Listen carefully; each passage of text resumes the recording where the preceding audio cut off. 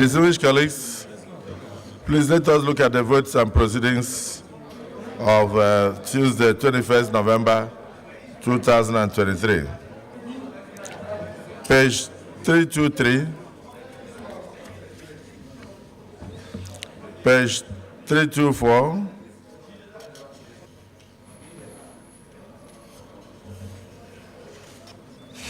page 326,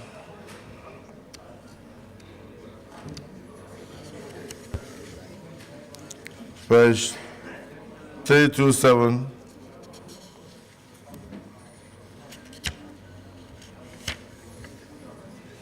page 328, page 329, page 330,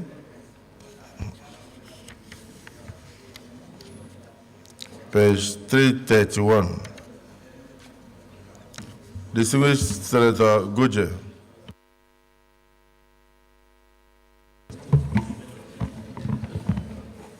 Thank you, Mr. President. I am Mohammed Njimo Goje, representing Gombe Central. I move that the Senate approve the votes and proceedings of Tuesday, 21st November 2023. I so move. Distinguished Senator Agadaga.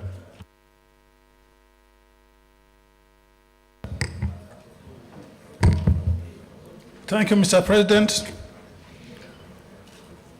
Mr. President, distinguished colleagues, Chief Benson Sunday Agadaga is my name, representing Bayelsa East Senatorial District.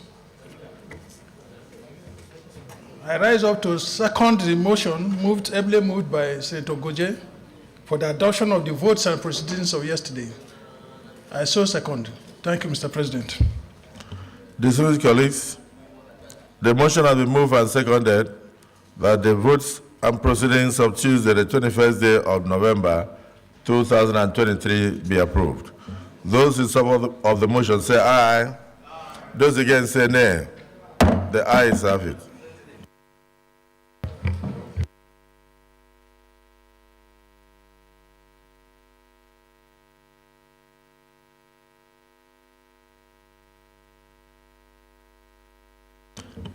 Yes, Leader of the Senate.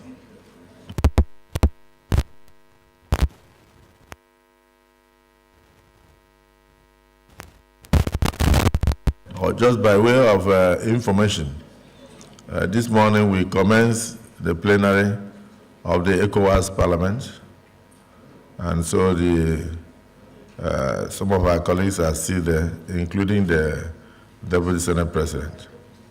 Thank you.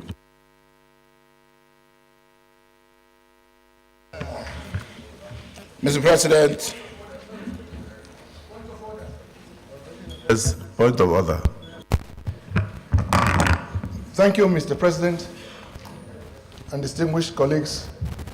My name is Ned Mwoko, representing Delta North Senatorial District. Mr. President, I rely on orders 41 and 51. Matter of urgent public importance. Can I read, Mr. President? The matter for discussion shall, if possible, be referred to the President of the Senate before commencement of the day's sitting, and the President of the Senate shall refuse to allow the claim unless he is satisfied that the matter is definite and urgent. And of course, 51.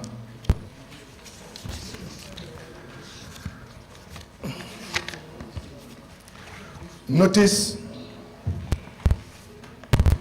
shall not be dispensed with in the case of a motion or in respect of any other proceeding for which notice is required, except with the consent of the President of the Senate and the general assent of the senators present.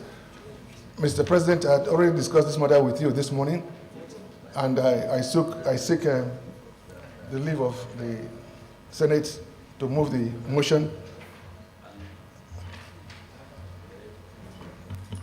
Distinguished colleagues, distinguished Senator Nedwoko discussed a matter of very urgent importance with me. Yeah? Yes, that's. Can you summarize so that we move on? Summarize. Mr. President and distinguished colleagues, this involves the recent abductions, kidnappings in Galadima, part of Abuja. Just about 10 days ago, 19 individuals were kidnapped, and I have been working with the security agencies in dealing with this, principally because my senior legislative aide is amongst those kidnapped. And just yesterday, Distinguished colleagues, having heard the brief summary, is it the view of the Senate that he be allowed to proceed? Those in support say aye. Those against say nay. The ayes have it. thank you. Distinguished Senator Woko, you may now proceed. Thank you, Mr. President, and distinguished colleagues. Urgent need to stop the Galadima kidnappings and killing fields. The urgent need for security agencies to act. The Senate should observe that the scourge of kidnappings, a prevailing conflict within Nigeria, has penetrated the Federal Capital Territory, FCT, Abuja, undermining the very essence of safety and security. Protests echoing the surge in kidnappings during 2022 spotlighted the worsening situation, emphasizing the indiscriminate nature of these abductions, targeting individuals across various social strata, from politicians to civilians, students, security agents, motorists, farmers, faith-based organizations, and aid workers.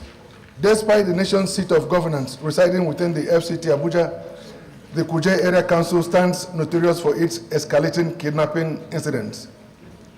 Also observes that while efforts have been underway to curtail this insecurity, the persistence of the kidnapping menace remains evident. Legislative actions such as the 2022 legislation signed by the Nigeria's president aimed at penalizing ransom payments and abductions, but the efficacy of these measures remains uncertain. Worried that the recent abduction of 19 individuals, yes, 19, including my senior legislative aide, Barrister Chris Agidi, in the Galadima neighborhood, Abuja, exemplifies the gravity of the situation. Despite swift engagement with law enforcement agencies, tragically, according to security forces, out of the 19 abducted, 12 lives have been lost, and 7 individuals are still being held captive in a forested area spanning approximately 100 kilometers. Deeply worried that the failure to urgently address the kidnapping crisis in Nigeria, especially in FCT, could result in social unrest, loss of confidence in governance, humanitarian toll, economic decline, increased insecurity, and potential international implications, all of which could profoundly impact the nation's stability, prosperity, and international standing. Accordingly, resolves to, 1, call for a joint operation involving the Army, Air Force, Police, the DSS, to intensify the search efforts for the remaining captives.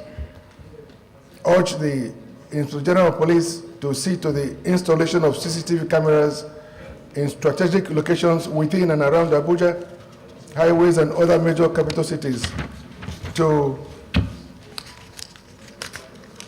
foster surveillance and deter criminal activities.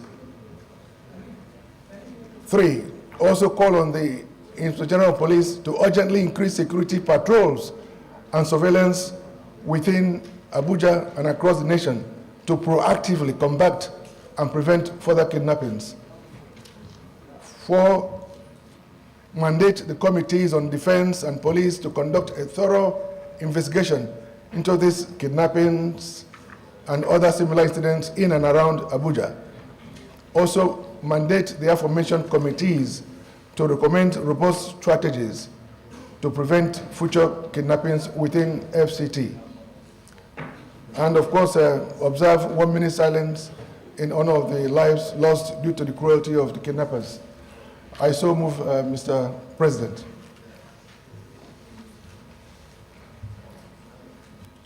Any seconder? Yes, Senator Dafinone. Mr. President, distinguished colleagues, my name is Ide Dafinone and I represent the good people of Delta Central. I rise to support the motion raised by distinguished Senator Ned Nwoko on the need to stop not just the Galadima kidnappings, but also for the security agents to take necessary action to prevent and deter and catch kidnappers, to prevent this from becoming a lucrative business that is spurred by the poverty in the society. I so support, sir. Distinguished Senator Abaribe. Thank you, Mr. President. My name is Oyin Nayabaribe. I represent Abia South. While also supporting this motion, I need to point out that it's not just in Galadimawa. I had occasion to have a discussion last week with Senator Kingibe. Several parts of Abuja are under siege. Part of Lugbe, on the back side of Lugbe, Kubwa, and so forth. So many citizens no longer sleep in their homes. They run into town and go back during the day. So there's something very, very serious going on in around the Federal Capital Territory. No matter what we say, this is the capital territory of Nigeria. If there's anywhere that's going to be seen as very secure, this ought to be the most secure place in Nigeria. Now that it seems that the same lackadaisical attitude to security is being taken to, all of us are at risk. Now, an aide to a senator, tomorrow it might be an aide to a minister. It might also be one of us, God forbid. But the point is, something very, very drastic and immediate must be done by the security agencies to handle this matter. It is not because we do not have the resources, because these people ask for ransom, they use their cell phones, they can be tracked, and then in and around Abuja FCT is supposed to be a security zone. And therefore, I second and support all the prayers that are part of this motion, and wish that this Senate do take this matter as serious and as urgent as it is. I so second. Distinguished Senator Alero. Thank you, Mr. President, distinguished colleagues. Mohammed Adamalir is my name. I represent KBC Central. Mr. President, I rise to lend my support to this very important motion ably moved by Senator Monir. In supporting it, Mr. President, I have to say that the security situation in Abuja is grave. Yeah. In fact, it is even beyond that. As my colleague has rightly said, many people are no longer sleeping in their houses because of fear of being abducted. They are helpless. So they need assistance and support. And Mr. President, there is no other place to ginger the security agents than the National Assembly. Because we are the House of Assembly of the FCT. Whatever is happening in FCT has to be discussed here in the Senate or in the House of Representatives. So we should take this issue very seriously. Mr. President, I observe or I noticed that in the prayer, he mentioned that CCTV cameras should be installed in all parts of Abuja. As a President, distinguished colleague, as far back as 2009, when I was Minister of ACT, the contract for the installation of CCTV camera was awarded to the tune of over $500 million. Mr. President, the contractor just came and installed useless cameras that are supposed to work with sunlight, and he has abandoned that contract and nobody has heard anything about it. I understand that it was discussed at the National Assembly around 2015, and nobody has heard anything about it. So it is now time for us to revisit that issue of 500 million naira worth of contract for the installation of CCTV camera in FCT. We have to make the contractor to account for that huge sums of money. The citizens are left without security. The money has gone down the drain and nobody is talking about it. I'm happy that Senator Monir urged them to do the needful. We have approved huge sums of money just last month. Can we stop the meetings? Proceed.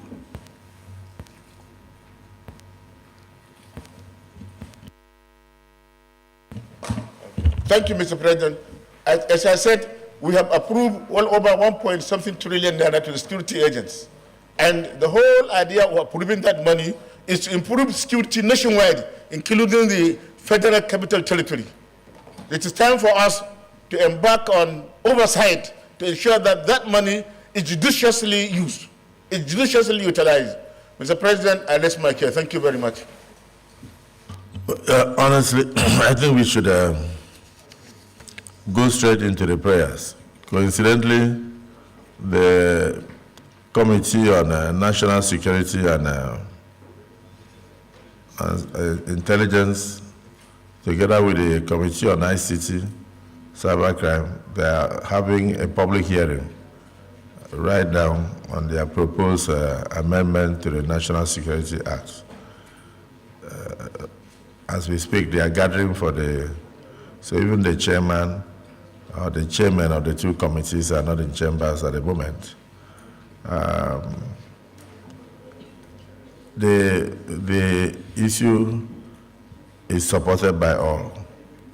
The motion is supported by all, but a bit very worrisome, considering that we are talking about the Federal Capital Territory. Maybe in the prayers, you may consider including invitation of the minister in charge of the FCT to have a closed session with the Senate to discuss on the findings and the situation that we have found ourselves in the FCT. and including the Inspector General of Police and thereabout. But this is very worrisome. But I must express my sympathy to Senator Odette Nwoku, because when he mentioned 19 people kidnapped in one location, and he said 12 are feared dead, it sends a terrible signal, considering that Galadima is within the Federal Capital Territory. So let's look at the prayers, and maybe we can add additional prayers to strengthen it.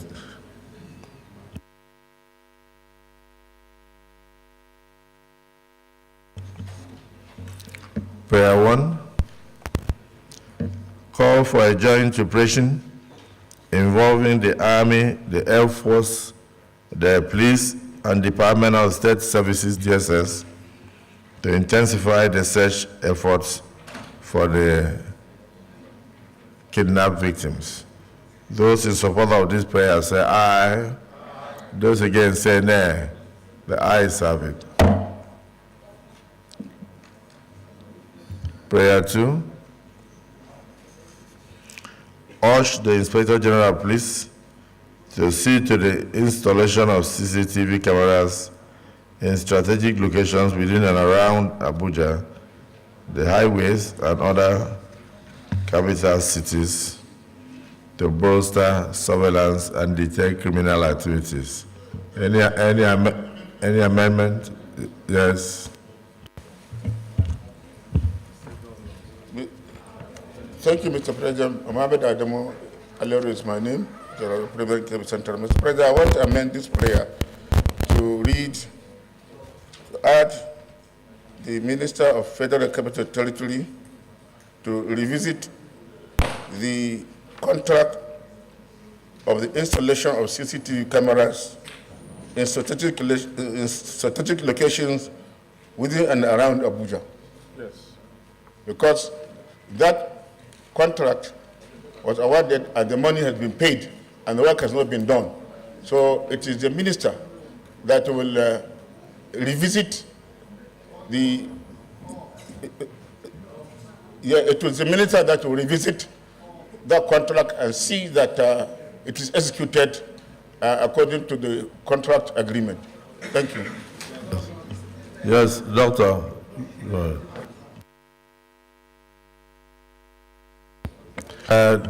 We need a seconder for that amendment. No seconder.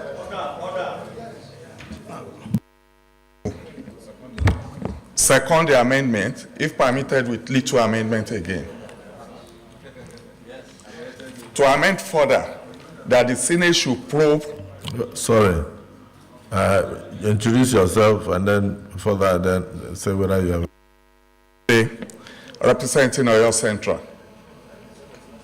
I stand to second the amendment as moved by Senator Alero and amend further that the Distinguished colleagues, prayer 2 has been amended.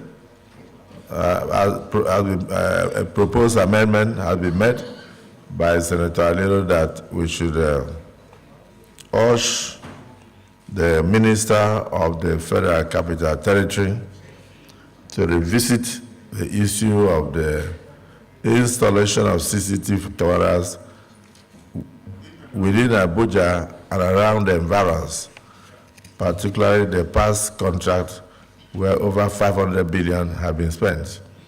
And this has been seconded by my brother. Those who are in support of this prayer too, as amended, say aye. Those against say nay. The ayes have it. Prayer 3, call on the Inspector General of Police to urgently increase security patrols and surveillance within Abuja and across the nation to proactively combat and prevent further kidnappings. Those in support of prayer 3 say aye. Those against say nay. The ayes have it. Prayer 4, mandate the committees on defense and police affairs to conduct a thorough investigation into these recent kidnappings and other similar incidents in and around Abuja Those in support of prayer 4 say aye. Those against say nay. The ayes have it. Prayer 5. Mandate the aforementioned committees to recommend robust strategies to prevent future kidnappings within the FCT. Mandate the aforementioned committees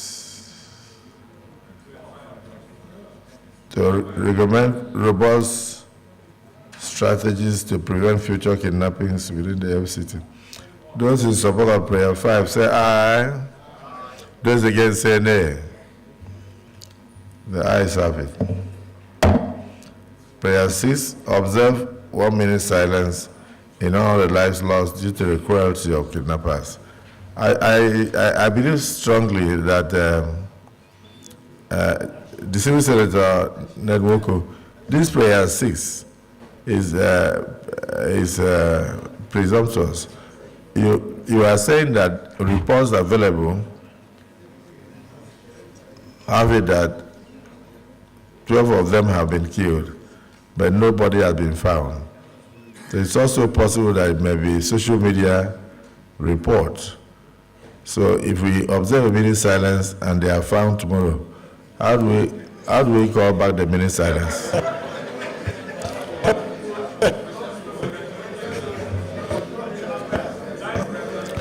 Senator Goje, explain how we can recall the minute silence. What? If we observe minute silence for the presumed killing of 12 of the 19 kidnapped victims, and then in future they are found, how can the Senate call back the minute silence? You have already answered your question. It's presumptuous. We shouldn't do this. We should wait until the issue is properly settled and it's confirmed that they have died. Then we'll come and do the 1 minute silence. But we pray that we don't do it because we pray that they don't die. I really pray it doesn't happen.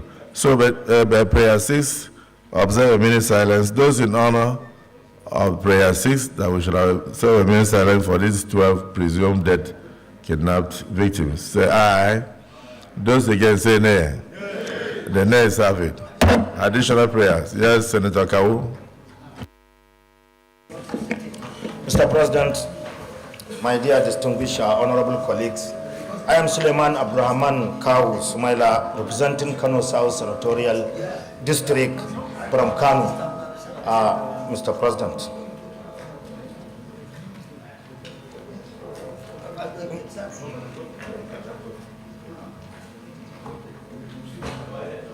Okay.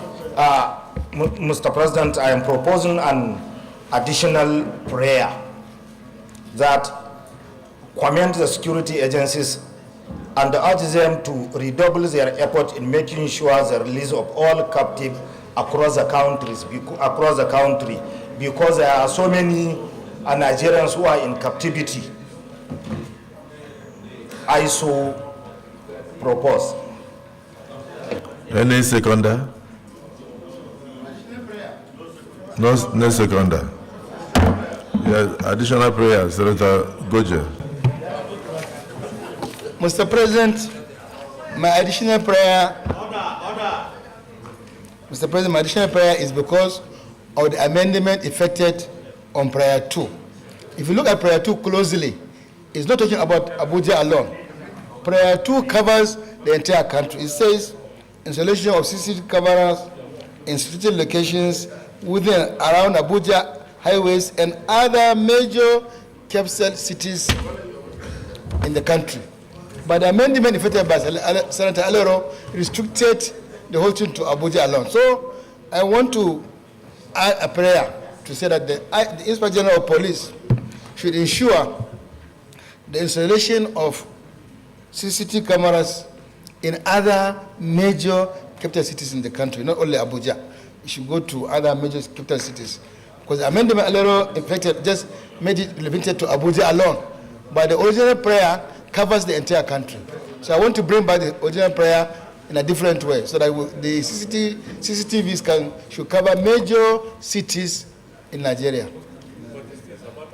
So the distinguished Senator Goje has added an additional prayer saying that we should urge all security agencies involved in the fight against kidnapping and terrorism to effect and install CCTV cameras in all major cities and major locations in Nigeria, including the Federal Capital Territory, particularly the Nigerian Police Services. Any second, Senator Sani Musa? Thank you, Mr. President. My name is Muhammad Sani Musa, representing Niger East. I stand to second the amendment moved by Senator Goje. I so second.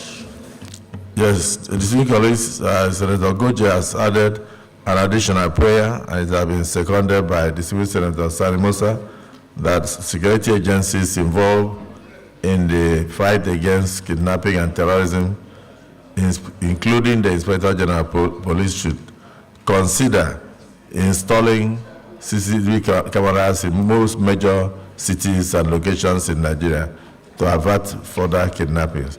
Those in support of this additional prayer say aye. Those against say nay. The ayes have it. The clerk, I hope you are noting.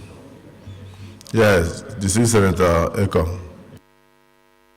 Thank you, Mr. President. My name is Ekong Samson, Akwa Ibom South. My additional prayer is that the Senate Committee on FCT be mandated to liaise with the Minister of FCT and brief the rich chambers on this matter. Thank you. Yes, any seconder? Yes, the mic.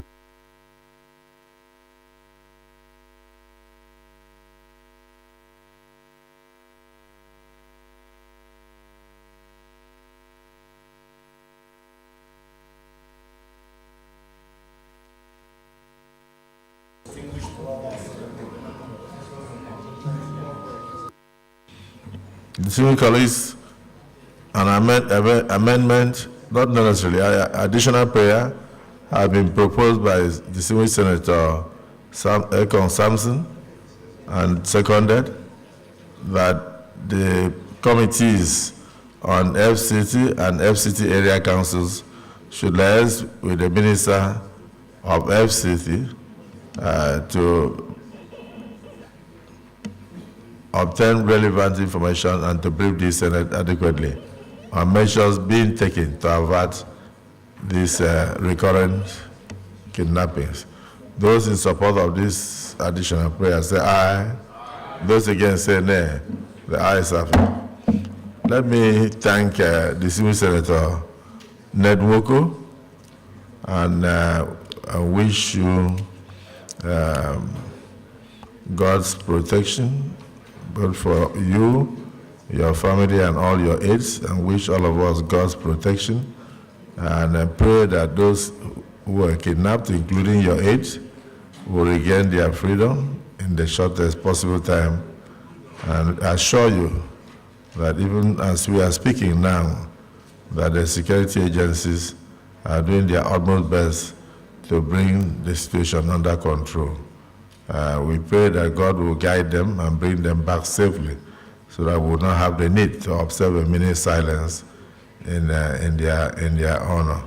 Thank you for drawing the Senate's and the public's attention to this menace within and around the environs of the FCT.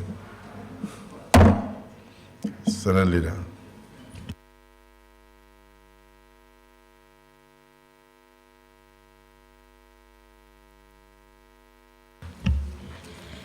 Thank you, Mr. President, distinguished senators.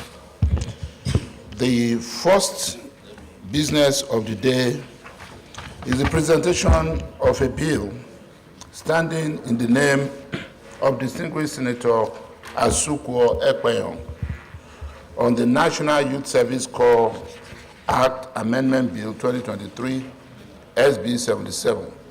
Mr. President, you may wish to invite the Clerk of the Senate to read the short title of the bill. Clerk of the Senate.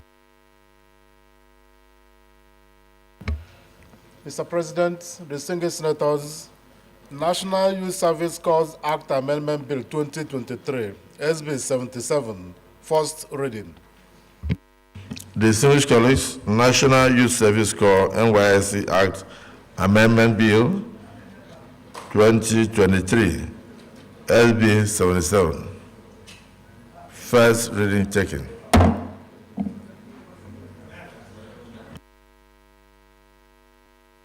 The Leader of the Senate.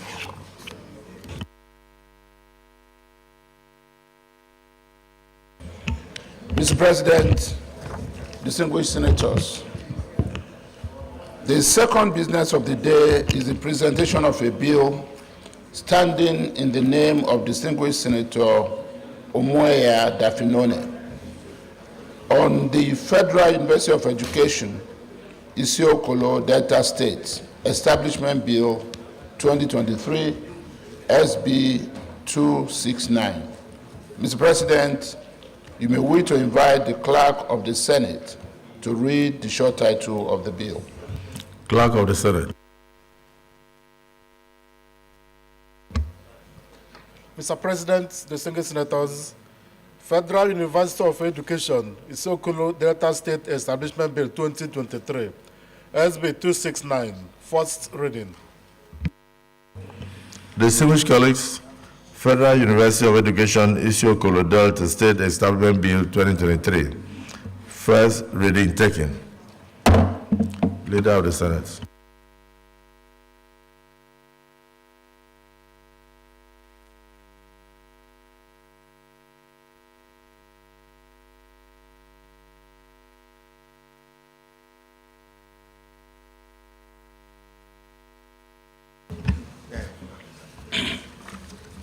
Mr. President, distinguished senators, the third business of the day is the presentation of a bill standing in the name of distinguished Senator Adetokunbo Abiro Mukail on the Nigerian Deposit Insurance Corporation Act Amendment Bill 2023, SB 277. Mr. President, you may wish to invite the Clerk of the Senate to read the short title of the bill. The Clerk of the Senate.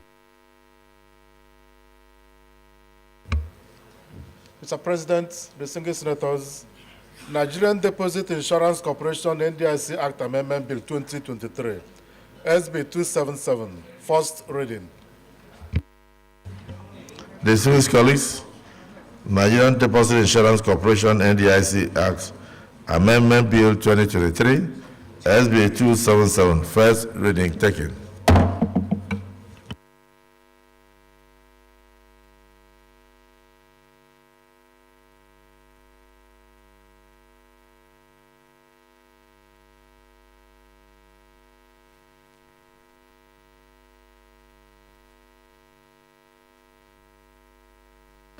Leader of the Senate.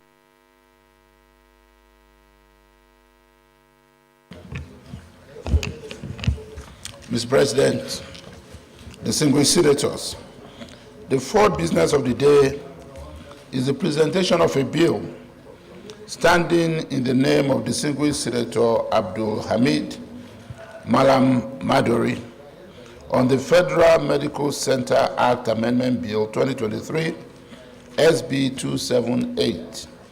Mr. President, you may wish to invite the Clerk of the Senate to read the short title of the bill. Clerk of the Senate.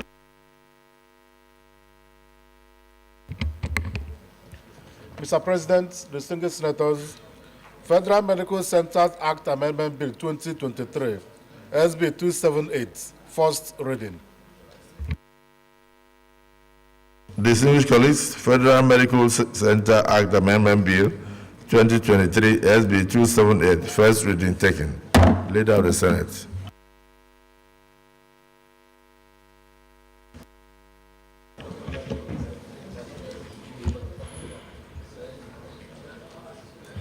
Leader of the Senate. Mr. President, distinguished senators, The fifth business of the day is the presentation of a bill standing in the name of distinguished Senator Nwaiboy Onyeka Peter on the David Umahi University of Health Science Establishment Bill 2023 SB 279. Mr. President, you may wish to invite the clerk of the Senate to read the short title of the bill.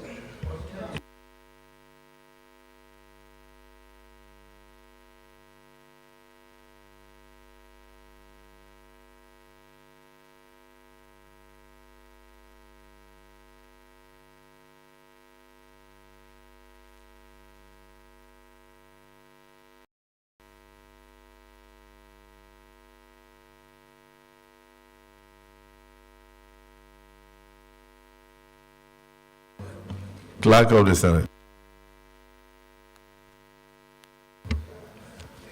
Mr. President, distinguished senators, David Umahi University of Health Science Establishment Bill 2023, SB 279, first reading. What did you say? Distinguished colleagues, David Umahi University of Health Sciences Establishment Bill 2023, SB 279, first reading taken.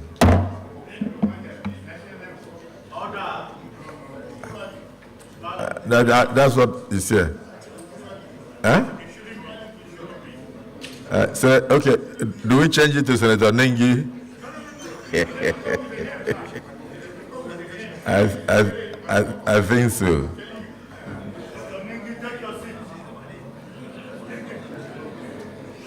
I think so. Maybe Senator Nengi, it should have been University of Health Sciences and then mention education. So this one, is so when he goes, if he doesn't go for second reading, he would have died. So it's not a problem.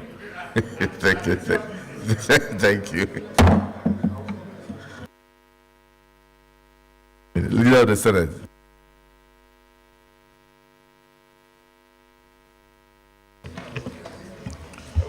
Mr. President, distinguished senators, the first order of the day is a motion requesting the Senate to consider the request of Mr. President and Commander-in-Chief for the confirmation of the nomination of Mrs. Olayinka Oladunjoye for appointment as Commissioner representing Lagos State in the National Population Commission in accordance with the provisions of Section 154, subsection 1 of the Constitution of the Federal Republic of Nigeria as 1999 as altered.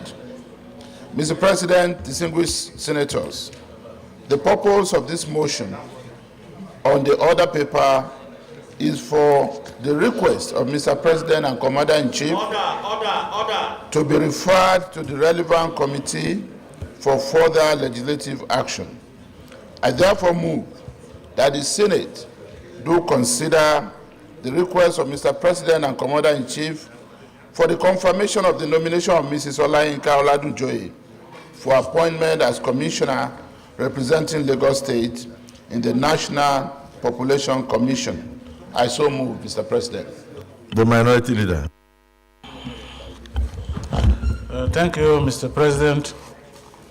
I rise to second the motion moved by the Leader of the Senate that the Senate do consider the confirmation of the nomination of Mrs. Olayinka Oladunjoye for appointment as Commissioner representing Lagos State in the National Population Commission.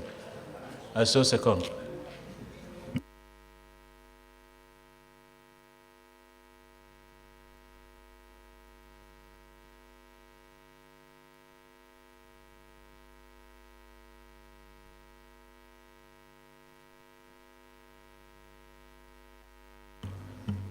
Yes, distinguished colleagues.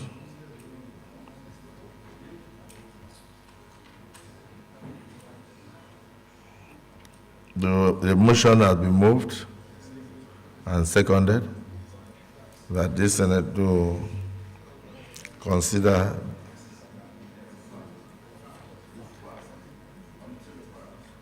it has not gone to the committee yet, that this Senate do consider and refer the Mr. President nominee, Mrs. Olayinka Oladunoje, for appointment as Commissioner representing Lagos State in the National Population Commission. Those who are in support of the motion say aye. Those against say nay. The ayes have it.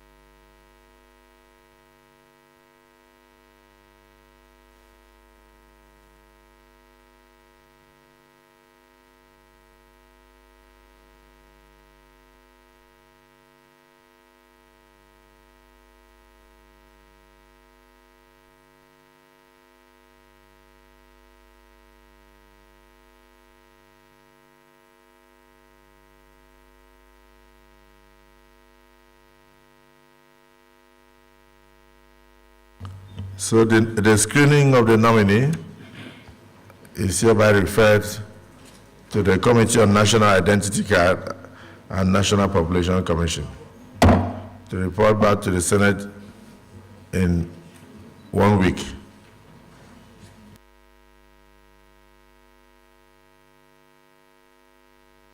Senate Leader.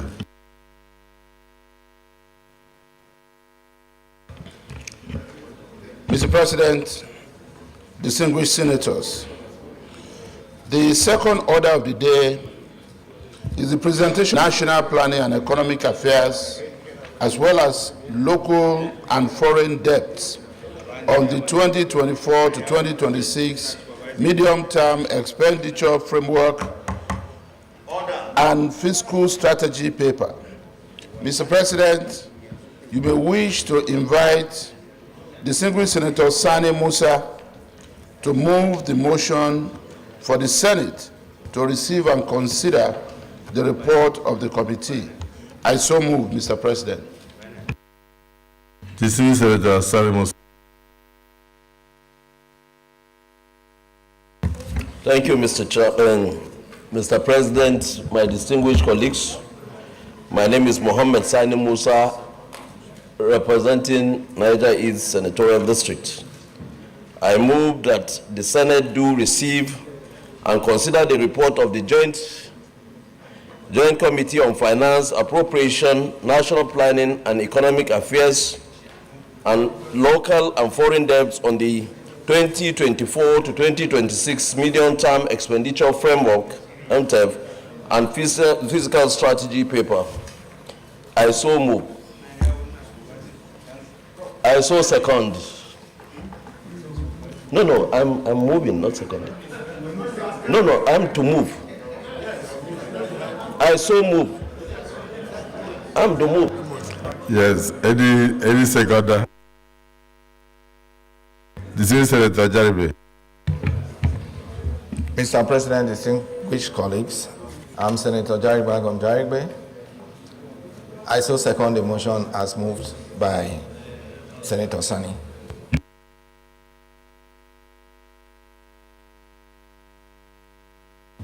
Distinguished colleagues, the motion has been moved and seconded. Those who are in support of the motion say aye. Those against say nay. The ayes have it. Yes, distinguished Senator Sani Musa. You may proceed.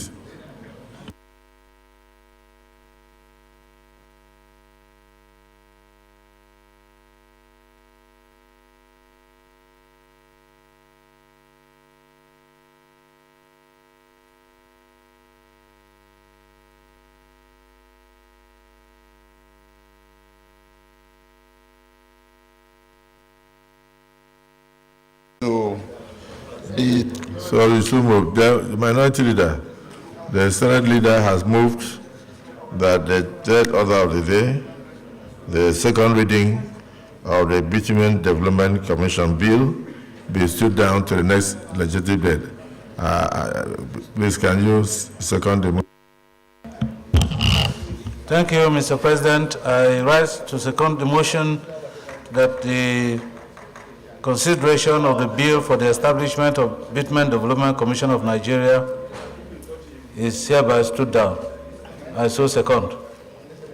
Distinguished colleagues, the Senate leader has moved a motion that the third order of the day, the Bitumen Development Commission Bill 2023 SB 07 be stood down to another legislative date, and it has been so seconded. Those in support of this motion say aye. Those against say nay. The ayes have it. So this is hereby stood down for another legislative date. The Senate leader.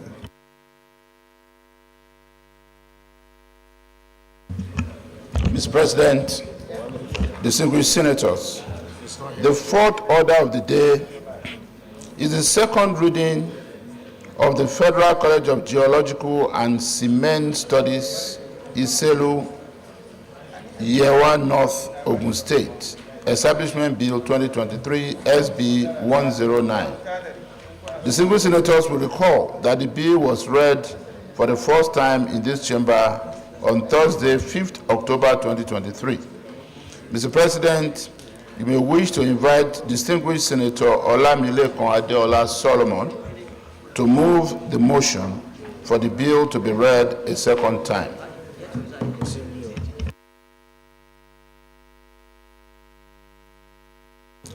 Distinguished Senator Solomon Olamilekan.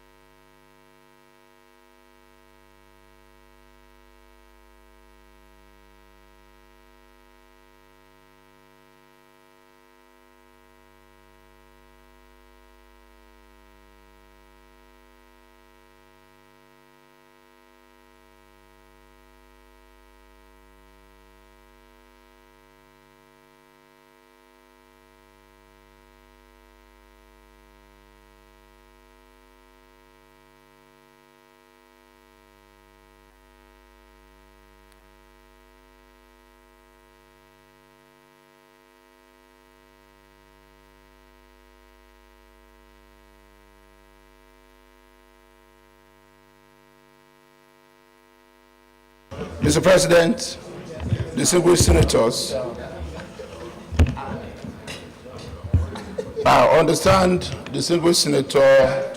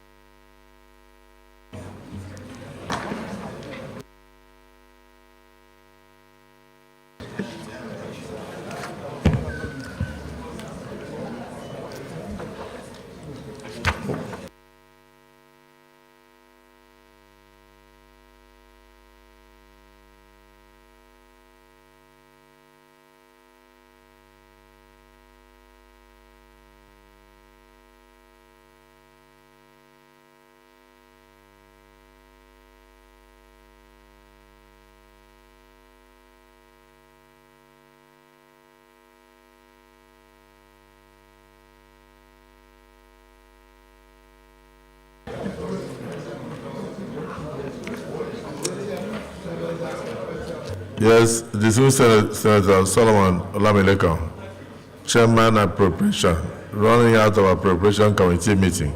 You may proceed. Thank you, Mr. President. Very distinguished colleague, Adeola Solomon Olamilekan, representing Ogun West Senatorial District in the Senate of the Federal Republic of Nigeria. Mr. President, distinguished colleague, may I lead the debate on the bill for an act to establish the Federal College of Geological and Cement Studies, Iselu, Yewa North, Ogun State, SB 109, that was sponsored by my very humble self. Mr. President, distinguished colleague, permit me to lead the debate on this important bill for the establishment of Federal College of Geological and Cement Studies, Iselu, Yewa North, Ogun State, for training of geologists and other specialists related to solid mineral sectors and for award of certification at different levels. The bill was read for the first time in this Allo chamber on Thursday, 5th October 2023. Mr. President, the Nigerian cement industry plays a critical role in our nation's infrastructural development.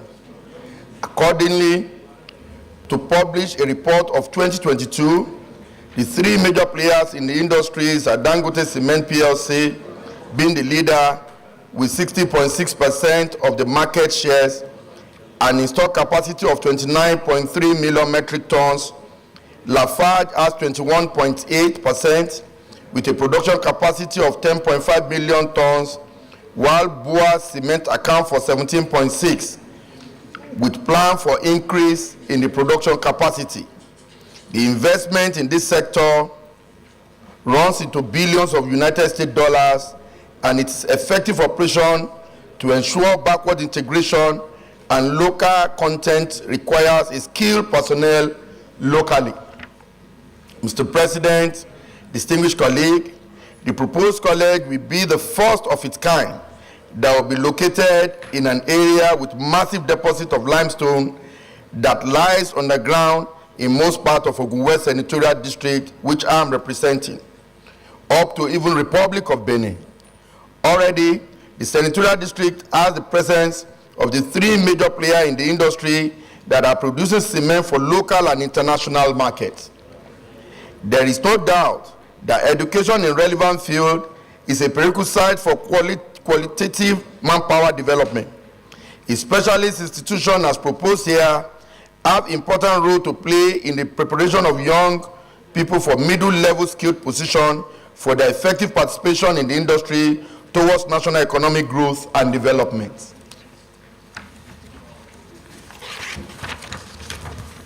Mr. President, distinguished colleague, the community where this specialized education institution is to be located, Iselu, have the advantage of proximity to the international producing cement like the Dangote Cement at Ibeshi, Yewa South, Yewa North, Lafarge at Ewekuru, and other including Bua Cement, Diamond Cement, and Gateway Cement, among others. The graduate of this college will provide ready middle-level skilled manpower for the industry that holds a huge promise for the nation's economic growth and development. In addition, one of the key advantages for establishing this college is the readiness of the Iselu community to provide 500 acres of land purposely to accommodate the proposed college. The establishment of this institution at Iselu will also address one of the major challenges of our nation, which is the underdevelopment of our border communities. It is my sincere belief that locating such institution at the border community, which Iselu fall within, will not only be educationally advantageous, but also help in curtailing some criminal activities in the area, as well as providing social infrastructure for the border community. Mr. President, distinguished colleague, the objective of this college when established are to, one, provide courses of instruction, training, and research for geophysical survey, geochemical mapping, geological engineering, geological mapping, and for research in the development and adaptation of techniques leading to award of relevant certificates. Two, provide technical, professional, and other skilled personnel normally required for the industries in the solid mineral sector. Three, arrange conferences, seminars, and study group relevant to the field of learning. The enactment of this bill will help assist in transforming and reviving the solid mineral sector that fall into the doldrum within the advent of crude oil yielding a petrodollar. For our economic survival and growth, it is now clear that the solid mineral sector must be optimally developed to yield increase for national development in addition to petrol dollar.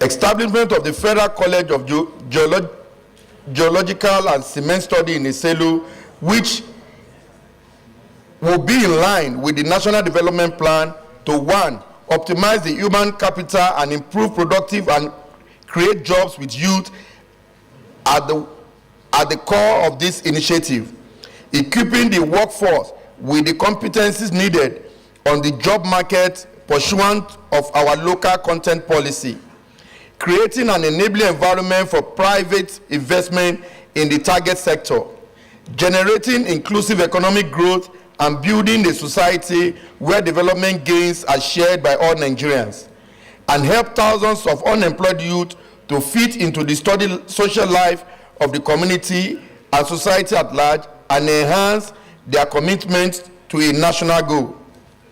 In compliance with Order 76 of 3 of the Senate Standing Rule, as amended, attached for the necessary information of the distinguished senators is the compendium and financial implication of the bill.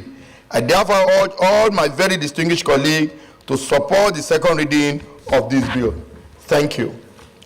Senator Sadiq. I so submit, Mr. President. Senator Sadiq. Thank you, Mr. President, my distinguished colleagues. I am Sadiq Sulaiman Umar. I represent the good and decent people of Kwara North, and who are. Mr. President, my distinguished colleagues, I rise to second and support that this bill be allowed to go for second reading. This is anchored on 2 basic arguments of mine. 1, we know how solid minerals is going to be our next source of petrodollars in this country, and any effort in strengthening systems that will support the optimal and best use of our solid mineral should not be left behind in this country. And this effort of our colleague in establishing this Federal College of Geological and Cement Studies, Iselu Yewa North, Ogun State, is one of such laudable efforts. Mr. President, my distinguished colleagues, the location of this institution, which is a border community, is of interest to me as a senator that represents a border community. We have argued here repeatedly that part of the challenges in the border community, which is 1, infrastructural challenges, educational challenges, health challenges, and socioeconomic challenges generally, is a national security issue. And if we don't make deliberate interventions and efforts to see that our border communities are properly integrated, properly taken care of, they will continue to be a source of insecurity. I therefore request that this bill is straightforward. Mr. President, my distinguished colleagues, we should allow it to go for second reading for the reasons I have stated. I so second, Mr. President. Distinguished Madoki. Good afternoon, distinguished Senate President, my colleague. I rise to make a comment on this bill, sir. I'm happy that this bill, my name is Garba Musa Maidoki, Senator representing Kebbi South Senatorial District. Sir, without prejudice to what this bill intends to achieve, I'm particularly happy that this bill is being submitted by the chairman of the appropriation. But for him to get my support, I need him to tell us what are the appropriation shortfall for the university that already exist. Most of the universities today, they are complaining of lack of funding. All of them are all in the same quagmire. Where will the resources come from? You distinguished senators, we need to look at the nation as a whole. We need to understand where the resources come from so that we don't do half-baked issues. We establish a school and then there is no resources to sustain it. I'm happy that the person who is sponsoring this bill is here, but he needs to tell us. I know the university we have in our place have all complained to me that there is no money to run things around. Please, we want this to be expatiated so that we can see, because maybe there are things the chairman of appropriations see which we don't see regarding the money that will be used to finance other universities, not only this one. Thank you very much. I so submit. What distinguished Senator Issa Jibrin. Your Excellency, the President of the Senate, distinguished colleagues, I am Issa Jibrin, representing the very good people of Kogi East. Your Excellency, I rise to wholeheartedly support the second reading of this bill, based on the fact that this is a specialized institution to train people in special areas required for the factories there to function effectively. We have the likes of Bua, we have Lafarge, we have Dangote there. These companies are into production of cement. What this college is going to achieve is that it will train the youths around that area, okay, on specific skills required for the effective functioning of these factories. So I don't want to believe that this is an institution that will engage all forms of trainees. No. These are people that require special skills, and these are people that are going to be trained to effectively man the factories that are there for optimal performance. So I wholeheartedly support the second reading of this bill, and I want to believe that the cost implication is not going to be elaborate, because the skills are specific. They are not going to read different courses there. They are going to read courses that are specific, that are tailor-made for the specific purpose of the skills required for the effective functioning of the factories mentioned here. So I want to believe that the second reading of this, I want to support wholeheartedly the second reading of this bill. Thank you very much, Mr. President. Distinguished Senator Father Honsi, then after that.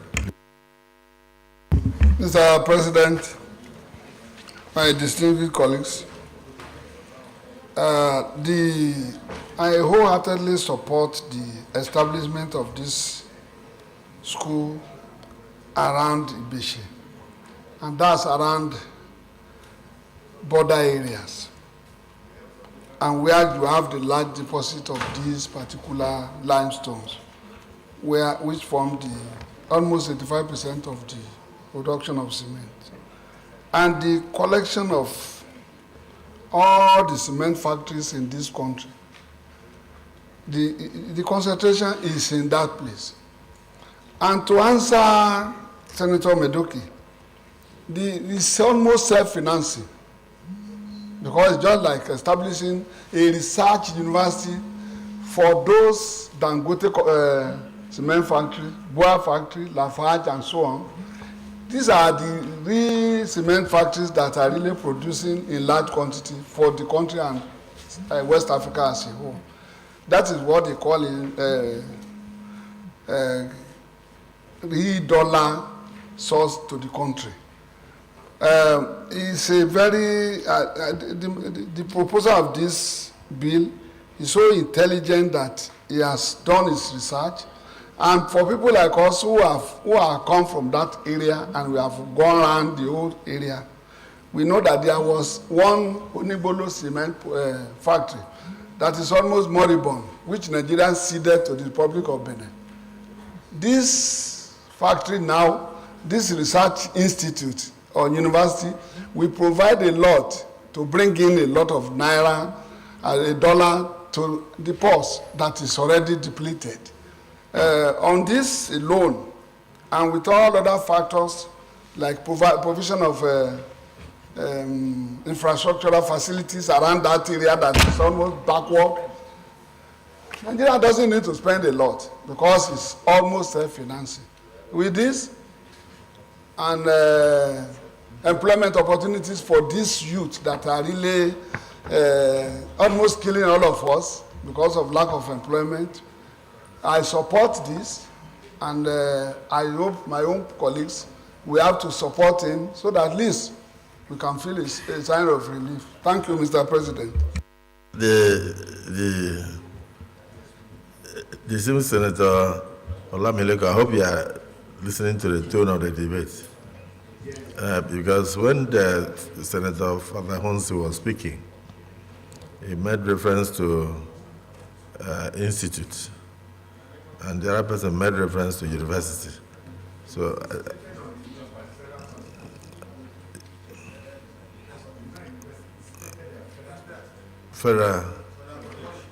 okay, so it's, no, I know. I'm saying so when you are concluding, you'll be able to correct so that members will know exactly what is being established. Yes, Deputy Senate President. Mr. President, I stand to support this bill in its entirety. I stand to speak because of my concern in favor of developing our human resources. Mr. President, in the entire world as we speak, every meaningful effort, be it business or anything, the number one thing that drives it is human resources. Very, very important factor. Now, we are talking about our mineral resources that's being exploited in that area, not only that area, but in some other area, even Kogi and other states of the Federation. We are talking about establishing an institution that will provide human resources to drive these enterprises. As you speak, several expatriates are being brought into this country to man this factory. Go to Dangote, you see a lot of Indians, a lot of expatriates. If you go to Lafarge, a lot of expatriates. How much? The money that's been spent to bring them into work in this country is very, very much. What we are going to do, or what we are going to utilize to establish the institution, is a meager amount compared to what we pay to hide these expatriates. It's not more than 10% or 5%. What are we talking about? Create the institution, bring our young men to go into these schools, let them be trained, and come and work in these factories. Simple. So it's very, very important we give our support to get this, institute established. I mean, I have to commend the sponsor. It's a well-thought idea, because the money we are spending to hire this, if you go there, you think you are not even in Nigeria. You see expatriates all over. So it's a meager amount, just very. In fact, schools, establish more and more schools in this country. The more the merrier. The more the merrier. Let's train our youth, and then they can even go, let them go out and work in any part of the world, and then they bring remittances to us. Is that what is happening in countries like India? The remittances they have every year, if you hear about the amount, you begin to imagine. So let's train our youth here. Some of them should work here if they want to go and man some other seven. Like Dangote has several 7 factories all over the world. I mean, in Africa, several.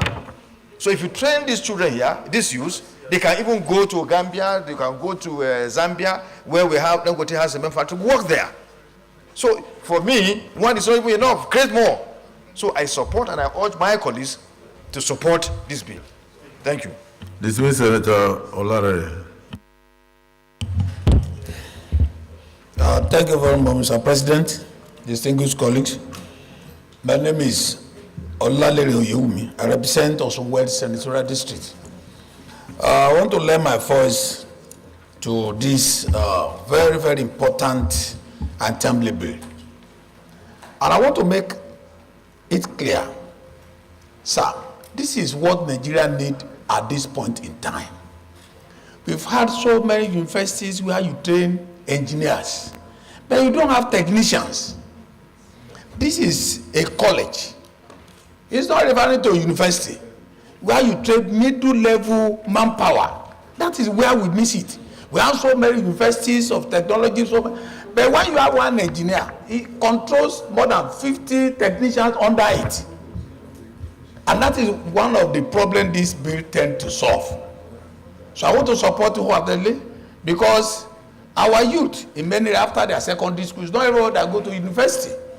This will be fill the gap of training our people in practical skills that will follow them to anywhere in the world. It's not necessarily Nigeria.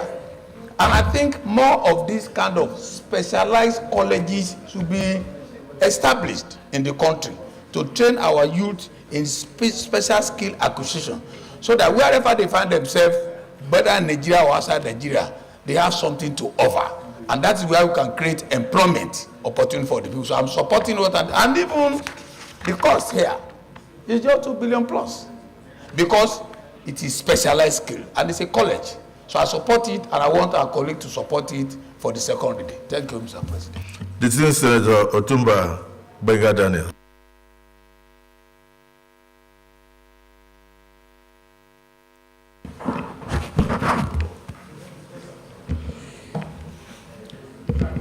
Senate President, my distinguished colleagues, I'm Otumba Engineer Benga Daniel, representing Ogun East, and also rise to support and also urge all our colleagues to support this bill. A number of people were confused, thinking that another university is being planned. And based on what we've said here time and time again, that moving forward our country, we need more now of technical education than universities. This is indeed a specialized institution, and as you've been told, the Ogun State limestone belt is probably the largest in the sub-region of West Africa. Multiple cement companies are coming in on a daily basis. A lot of pollution is taking place there, environmental factors, and without doubt, the situation can be supported by this kind of institution, and also to support the large number of unemployed youths terrorizing that area. So, Mr. President and my distinguished colleagues, I plead with you to kindly support this bill wholeheartedly. Thank you, sir. Distinguished Senator Oshomole. Mr. Senate President, thank you very much for the opportunity. Let me introduce myself. I'm Madam Saliu Oshomole. I represent the great people of Edo North in Edo State. I just want to add my voice to the eloquent support of this bill, as already suggested by a number of my colleagues. The areas I'm worrying about is about establishing universities that become avenue for all sorts of studies. And Nigeria, I have met a number of contractors, a number of employers, and they speak to the fact that although there are so many young people who are unemployed, but many are even unemployable. Not because they didn't go to school, but because they went to read courses that the economy does not need. I think for me, it makes perfect sense to begin to shift emphasis away from universities to establishing technical institutions. And the cost may not be the way in which the overhead of a university is much larger than the overhead of a technical institution. In any case, I think the gentleman who spoke to the fact that if we have more young, skilled people, I think that is the Deputy Senate President, that in the long run, what we invest today, we yield much more tomorrow. I will support this institution because I believe it will generate, it will create opportunity to skill young men and women, and that is the area I wanted to amend the Deputy Senate President statement. When we say young men, we must also be increasingly sensitive about gender, and young women too, to work in our industries rather than importing expatriates that end up repatriating their salaries in foreign currency. Mr. President, I can't see any disadvantage. We cannot have too many skilled people. We can't have too many young, equipped people. And therefore, no cost can be too much. And in any case, the cost of running an institution is a fraction relative to the cost of establishing a university. So I support in total this bill. Perhaps you may need to add technical college so that it doesn't lose focus over time. Thank you for your contribution, and thank you for being gender sensitive. I've always known you as a man who is very gender sensitive. So, distinguished Senator Dixon. Thank you, Mr. President, and my dear colleagues. Henry Siraki Dixon, and I represent Bayelsa West. Mr. President, I believe in building educational institutions, and built a number while I served as governor, and even now, I'm proprietor of the first private university in my state now. So I can't speak against the establishment of any educational institution, any institution that is meant to add to our skilled manpower base in this country, because we really need it. But I will be failing in my duties if I don't, because I support the establishment of an institution, and therefore support the fact that this bill be read a second time if I don't point out my concerns about the nomenclature. I know it can be dealt with in the course of the public hearing, but to have a technical college of geological studies, I thought should have been sufficient for the purpose. But to go further and add cement studies,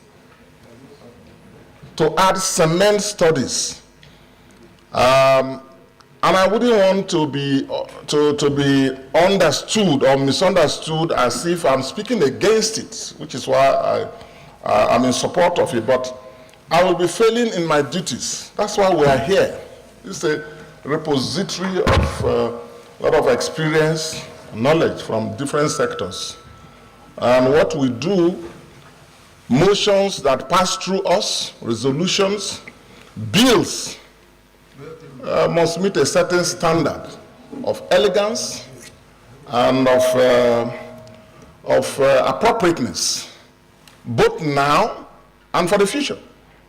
And anything we do must stand the test of time and meet certain. But to say we should have a school for geological studies, yes, technical, color, whatever, however couched.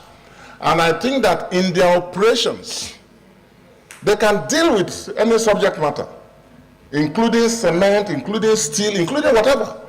But for us to now say, and cement studies, this is actually the very first time I'm hearing that kind of cement. You can have an institution to build capacity in that sector. And I just thought, although, like I said earlier, these concerns can be dealt with at the public hearing. At this stage of the bill, we are to decide whether it should go for second reading or not, so that the legislative process, the experts can come and fine-tune it and so on. But I just felt I should draw our attention to that, and perhaps the relevant committee or committees that will work on it will do justice to it at that level. But in general principle, I'm in support of the establishment of this, not a new another university, even though I'm not opposed to establishment of as many universities, but this is a technical institution for geological studies, geological research, geological studies, and so on. Along the line, they can deal with anything that falls far and in between. So that's what I want to say for now, sir. Let me say that most of the feelings we have will definitely be addressed at the public hearing. But I've noted what you said, that having technical college of geological studies will cover cement studies. But because actually before you have cement, you must have limestone. Am I right? So I don't know which one we should study, whether it's the cement or the limestone. Distinguished Senator Ned Moko. Thank you, Mr. President and my colleagues. My contribution in this regard is limited to the financing. I noted what Senator Maidoki said, his concerns about the funding. Yes, I support every institution of higher learning, particularly one that is specialized like this. However, we should be able to have a clause in the bill that will compel the operators in that industry to contribute a fraction of their profit.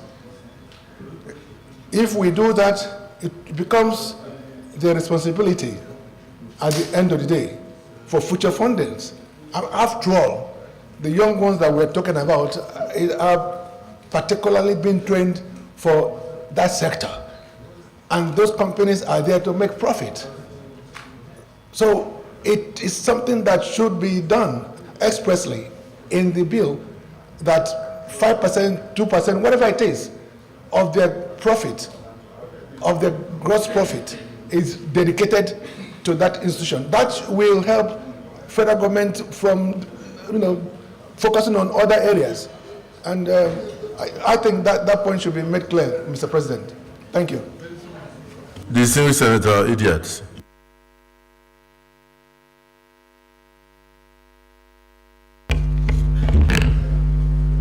The Senate President, distinguished colleagues, my name is Idiat Oluronti Adebule. I represent the good people of Lagos West. I rise to support that this bill should go for second reading in view of my conviction that the bill will assist in transforming and reviving the solid mineral sector and, of course, be able to provide employment for the young youth within the community and Nigeria as a whole. Again, we must also understand, and I quickly would like to agree with Senator Dixon that we should look critically, we should review the name of the school, or what exactly the school will be addressing, because we believe that a geological college definitely will be looking at the issue of cement, and of course every other issue that may come up, or any other thing that may think that the school can address for the good of the community, for the good of the state, and for the good of Nigeria. Distinguished colleagues, I'm in total support of this bill to go for second reading, and I commend Senator Olamileko for bringing this up. Thank you. Yes.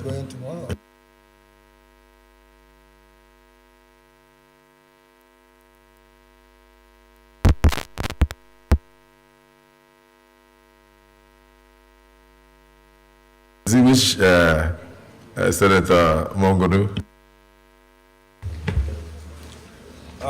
Mr. President, distinguished senators, my name is Mohamed Tahir Munguno.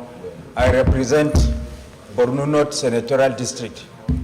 I think first and foremost I want to clear the various arguments that is being propounded by various speakers as to the proper name that this college is supposed to bear.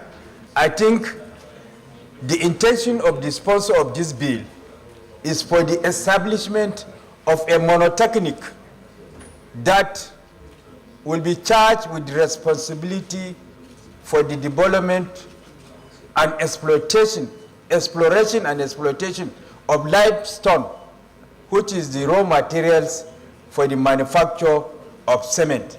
So, subject to the intention of the sponsor of the bill, I think the original bill intention is establishment of a monotechnic that will be charged with the responsibility for the exploitation of limestone, and then ultimately the production of cement. Having said that, I totally support the second reading of this bill against two reasons. One is the issue of the fact that under the renewed hope agenda of the present government, the major drive or the philosophical cornerstone of the renewed hope agenda is the diversification of the Nigerian economy away from oil to other sources of revenue, especially against the backdrop of the fact that oil is a wasting asset.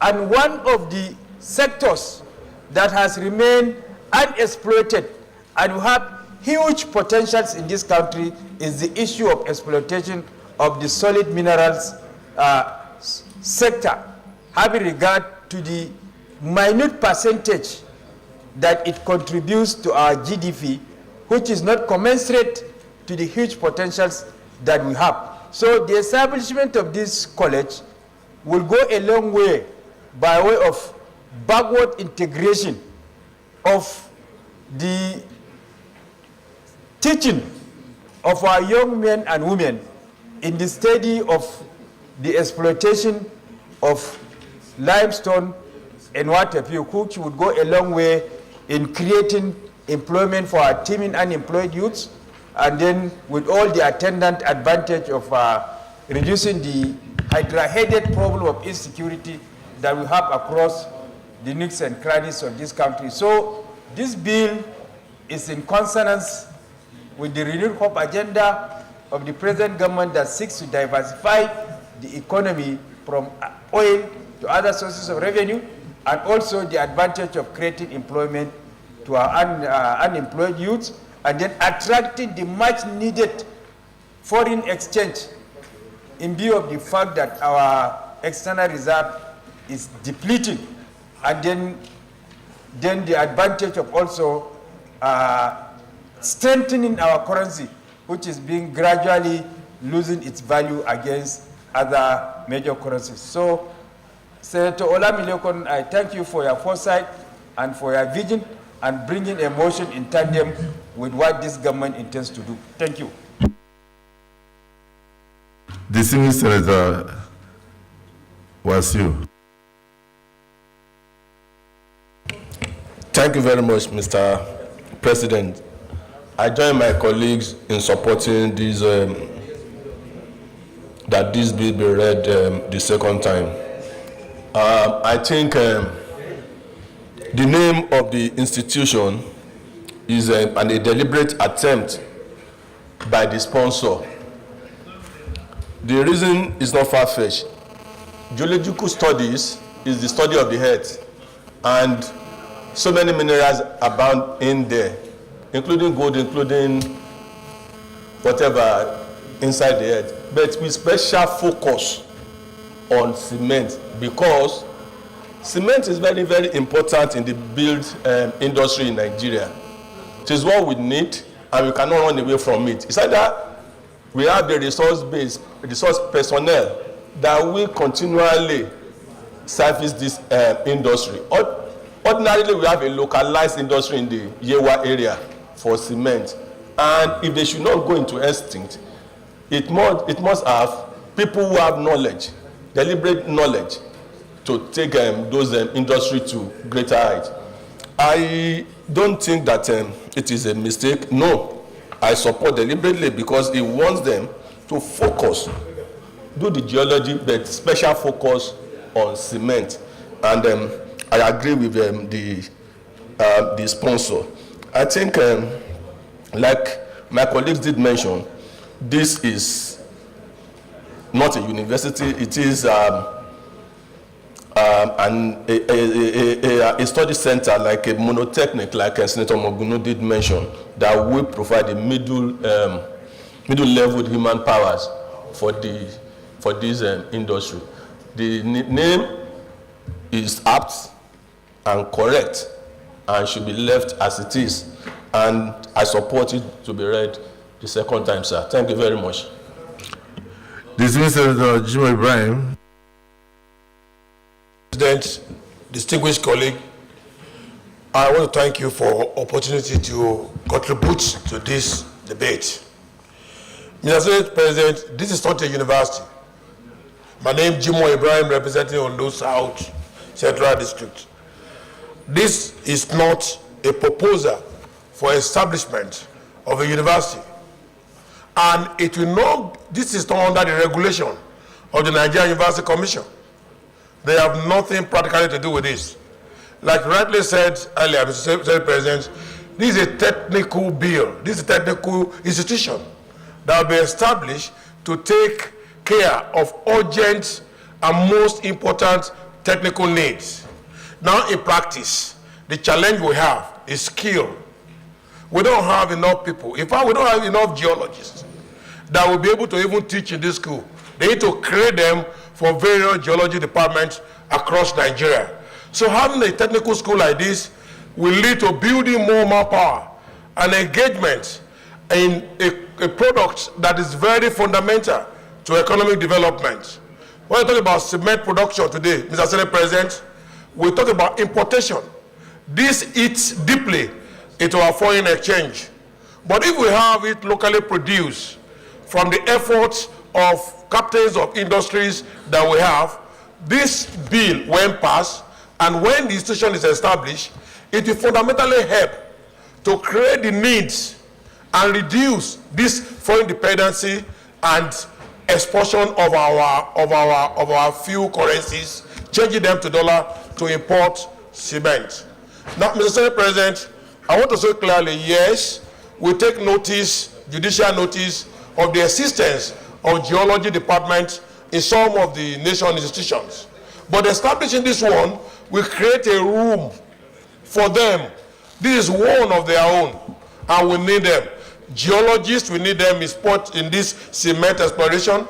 We need them in fundamental issues in geophysics, as well as exploration, even in bitumen, in oil, and all that. Every field of engagement, as you will know, Mr. Senate President, from your experience as governor of Akwa Ibom, that a lot of geophysical survey is needed to confront difficult terrains, as we have in Bayelsa, in Eseodo, and in Laje. So we can take a clue from this. And I mostly thank the lead debate mover for bringing this, because this is an urgent national importance. Even if it costs Nigeria money, the money you will get back from all the gains that we talk about. So I stand to urge my colleague with due respect to support the passage of the second reading of this very important, very, very serious bill that for the first time is addressing technical matter that is so germane and very important to our economic development. If we are to move as a nation, there is need for us to pass a geological bill that will establish a geological school that will help confront difficult terrains, as we have in Akwa Ibom, as we have in Bayelsa, as we have in Eseodo, as we have in Laje. And once these are done, then we will have a reference institution, Mr. Senate President, by which we can actually be rested upon. I so support. Thank you, sir. Well, finally, after the Prof has spoken, let us just hear from our sister who comes from the state of limestone in abundance, distinguished Senator Natasha Odwagan.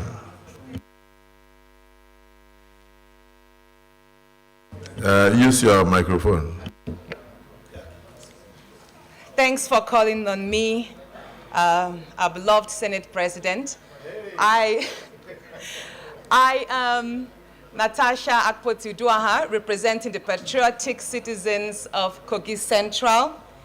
And I'd like to partly support the bill, and I'd also pinch my tent with Senator Medoki. My concern is straightforward. Inasmuch as I support the need to develop brains and build capacity, I'm also very concerned about establishing a number of technical colleges, especially when we do have existing polytechnics. and universities that can have their departments of engineering or geophysical sciences expatiated to accommodate a number of these studies. Take, for example, the Imperial College London.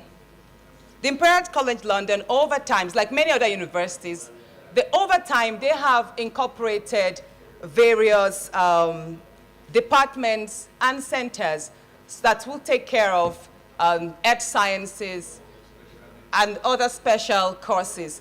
So I would say that we should identify a number of federal polytechnics across Nigeria and urge them to create departments under the Faculty of Engineering so that they can accommodate an expatiated study of geosciences and various other minerals so that we can build capacity and skills that could contribute to the cement industry and other allied industries.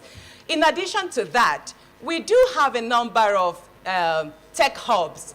Mr. President, you can recall that we do have some redundant tech hubs in Akwa Ibom. So these tech hubs can be established to develop specialized skills in the cement industries.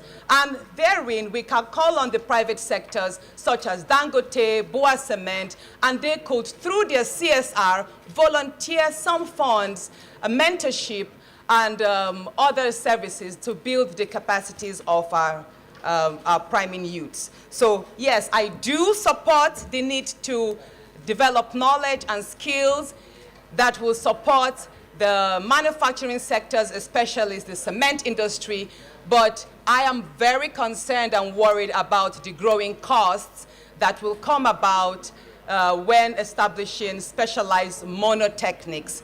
And to round up, like I said, we should identify a number of polytechnics, federal polytechnics across Nigeria, and urge them to expatiate their engineering department to incorporate centers that will take care of growing the skills in geosciences and mineral studies. Thank you.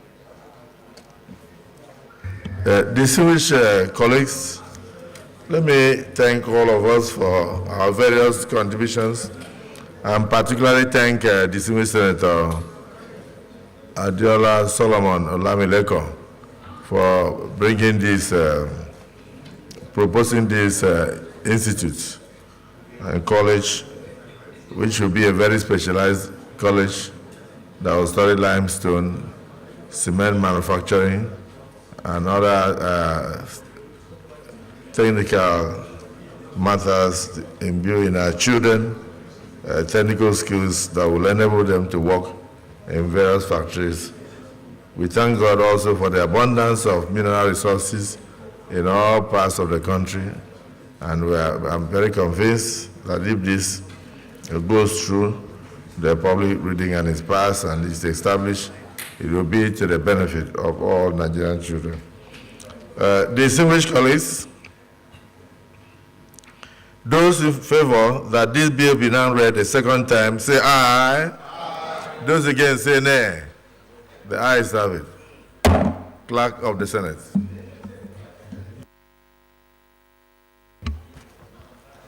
Mr. President, distinguished senators, a bill for an act to establish the Federal College of Geological and Cement Studies, Iselu, Yewa North, Ogun State Establishment Bill 2023, second reading. Distinguished colleagues, a bill for an act to establish the Federal College of Geological and Cement Studies, Iselu, Yewa North, Ogun State Establishment Bill 2023. Second reading taken. This bill is now referred to the Committee on Tertiary Institutions, STEPFON, to report back in 2 weeks. Leader of the Senate.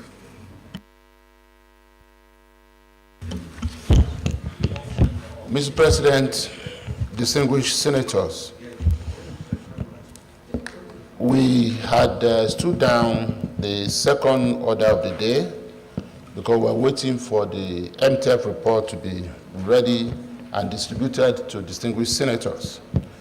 And having been made to understand that the report is now on the floor, may I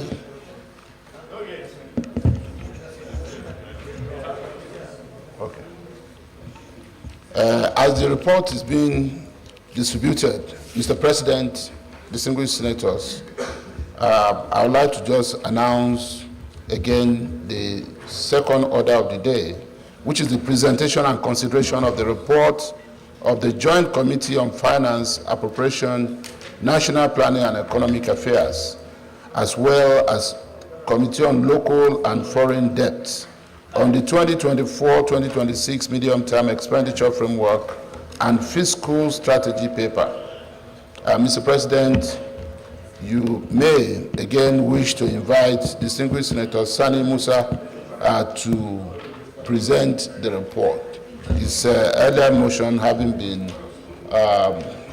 seconded and approved for that presentation. I thank you, Mr. President. The Minority Leader. Mr. President, distinguished colleagues, I rise to second the motion that the Chairman Committee on Finance do present the report. I so second. Distinguished colleagues, this was stood down for further deliberations, and now that everything has been shared on this MTF report, is it the view of the Senate that the chairman be invited to continue with this presentation? Those in support say aye.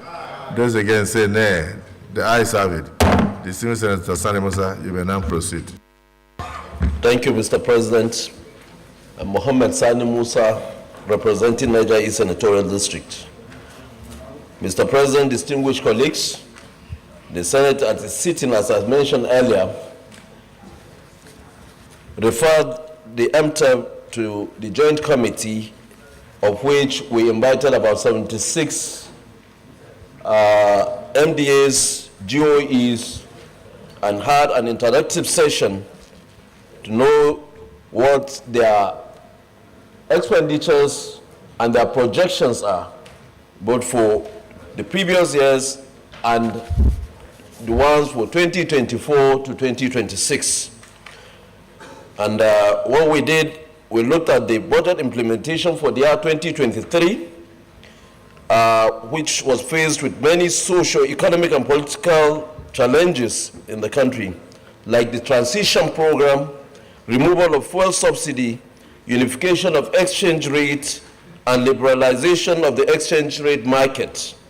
At international level, the Russian-Ukraine war, which disrupted global oil and energy market, and the ongoing Israel-Palestine war. We also looked at the revenue outturns for 2023, oil and non-oil revenue in 2023.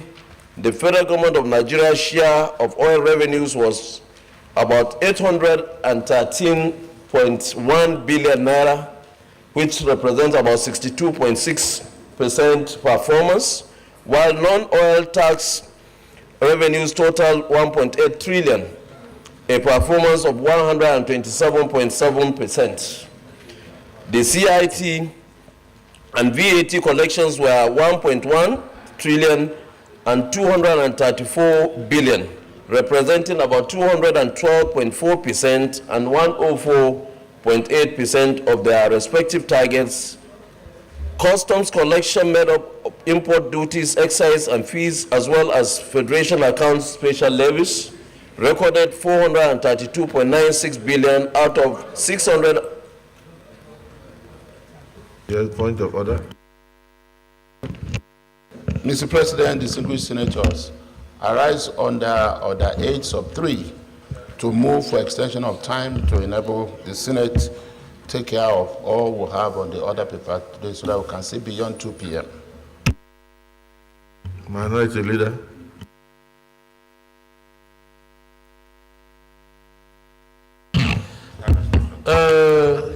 Mr. President, I rise to second the motion moved by the leader that the time be extended beyond 2 o'clock. I so second. Distinguished colleagues, the motion has moved and seconded that this Senate do extend the time of its sitting beyond 2 o'clock to conclude the business of the day. Those in support of the motion say aye. Those against say nay. The ayes have it. Distinguished Senator Sani Musa, you may continue. The expenditure outturns in 2023, the aggregate expenditure for year 2023 was estimated at 21.8 trillion, with a prorated spending target of 12.2 trillion at the end of July. The actual spending was 8.6 trillion. Of this amount, 3.9 trillion was for debt service and 2.68 trillion for personal costs, including pensions. Only about 857.08 billion, which represent about 25% of the pro rata budget, has been released for MDA's capital expenditure as at July 2023. The crude oil production projection for 2024 to 2026, following consultation with stakeholders, crude oil production is projected at 1.78 million barrels per day, 1.8 million barrels per day, and 1.81 million barrels per day in 2024, 2025, and 2026, respectively.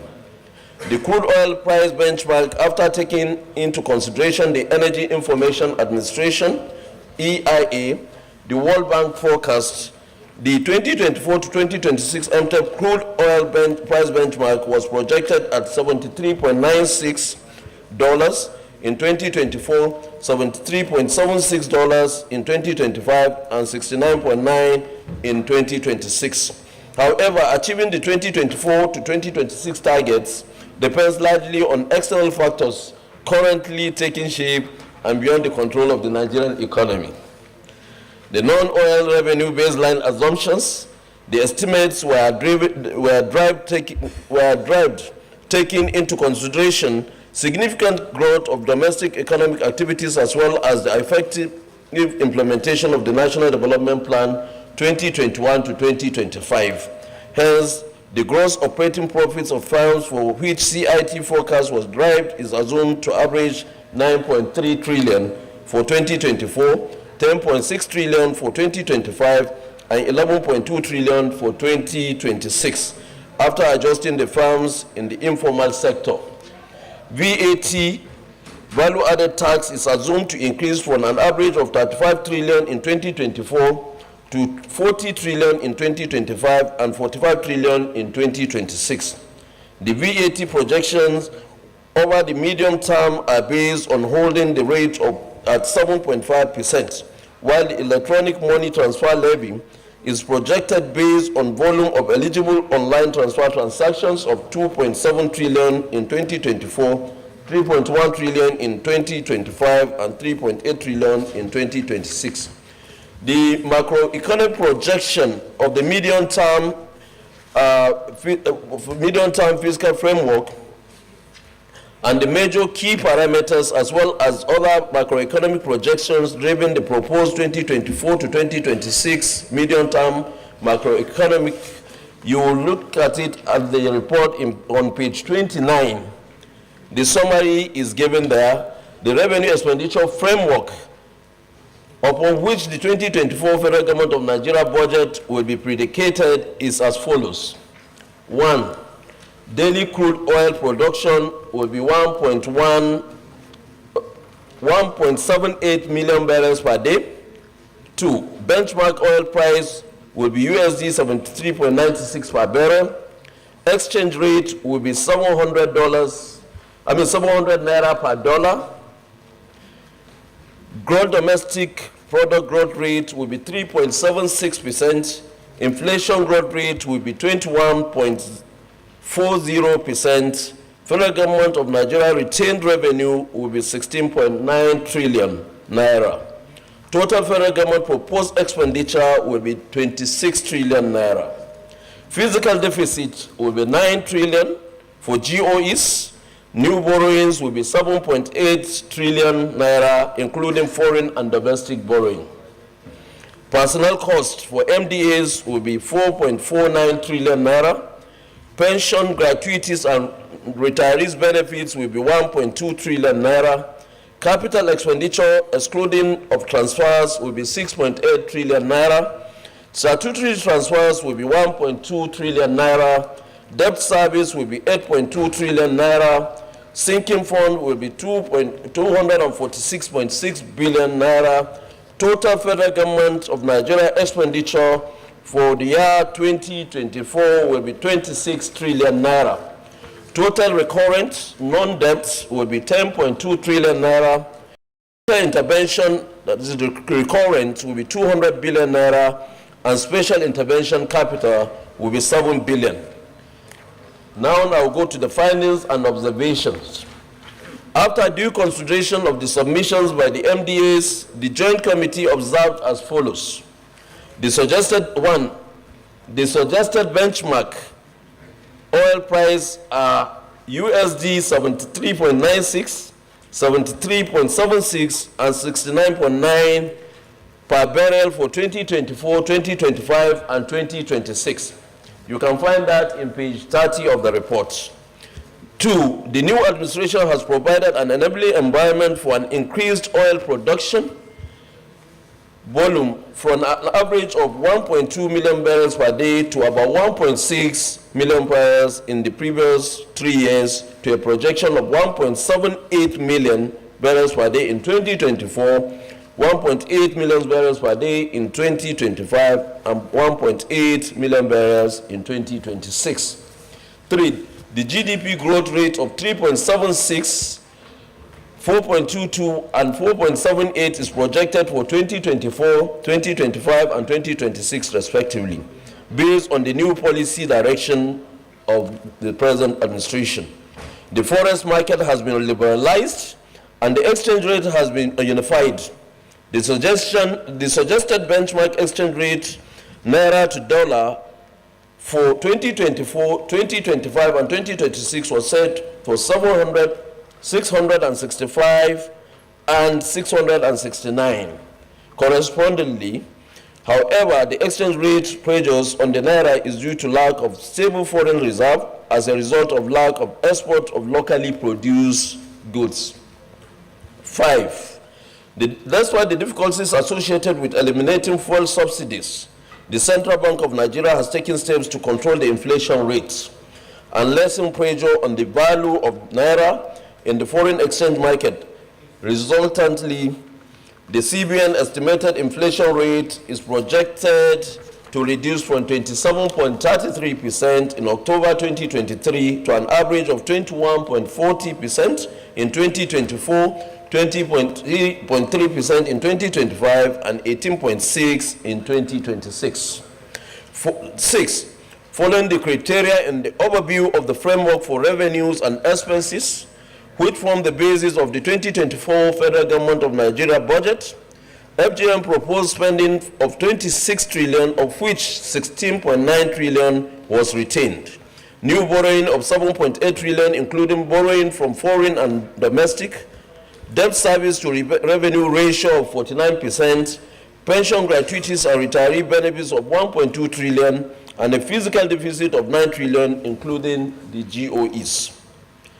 7. The projected 16.96 trillion revenues to the federal government for the 2024 fiscal year is attainable with effective revenue monitoring exercise and oversight by the relevant committees of the National Assembly. 8. The projected fiscal deficit of 9.04 trillion, 10.02, and 11.48 trillion proposed for the 2024, 2025, and 2026 fiscal years are 22%, 13.6%, and 1% lower than the 11.6 trillion fiscal deficit for the year 2023. The proposed strategy for government in 2024 towards deficit financing is to increase funding from privatization proceeds and foreign borrowing and reduce funding from multilateral and bilateral project-tied loans and domestic borrowing.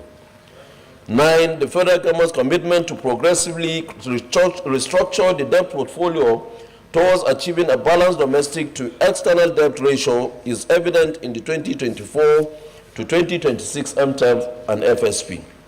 10, a significant number of the federal government's revenue-generating agencies engage in arbitrary, frivolous, and extra-budgetary expenditure.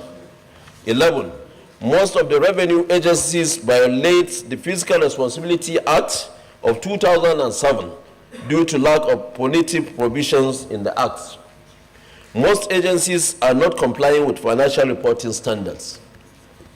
13, some revenue-generating agencies were involved in joint ventures agreements, especially in the oil and gas sector, where forward sales agreements are executed for upfront payment for future product delivery without recourse to National Assembly.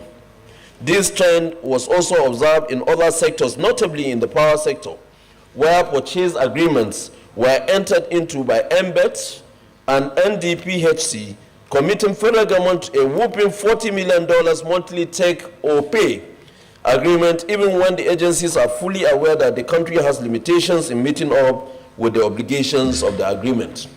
Such agreements subject the country to international arbitrations, which exposes the country to huge contingent liabilities. In 2024 alone, contingent liabilities of government are estimated at 6.9 trillion naira, 7.7 trillion naira for 2025 and 2026 respectively. You can see the content of the contingent liabilities, which indicates Federal Mortgage Bank having in 2022 to 2023 about 5.2 and 5.2 billion.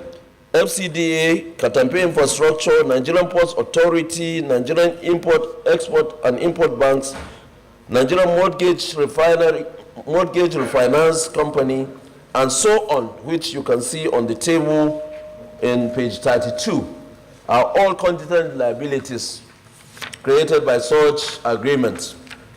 The above contingent liabilities are as a result of various agreements signed on behalf of the federal government of Nigeria by various GOEs and MDAs and some states, but guaranteed by the federal government of Nigeria. However, it was observed that most of these agreements were never brought to the National Assembly for consideration. Hence, these agreements were domiciled and subject to international laws or legal systems.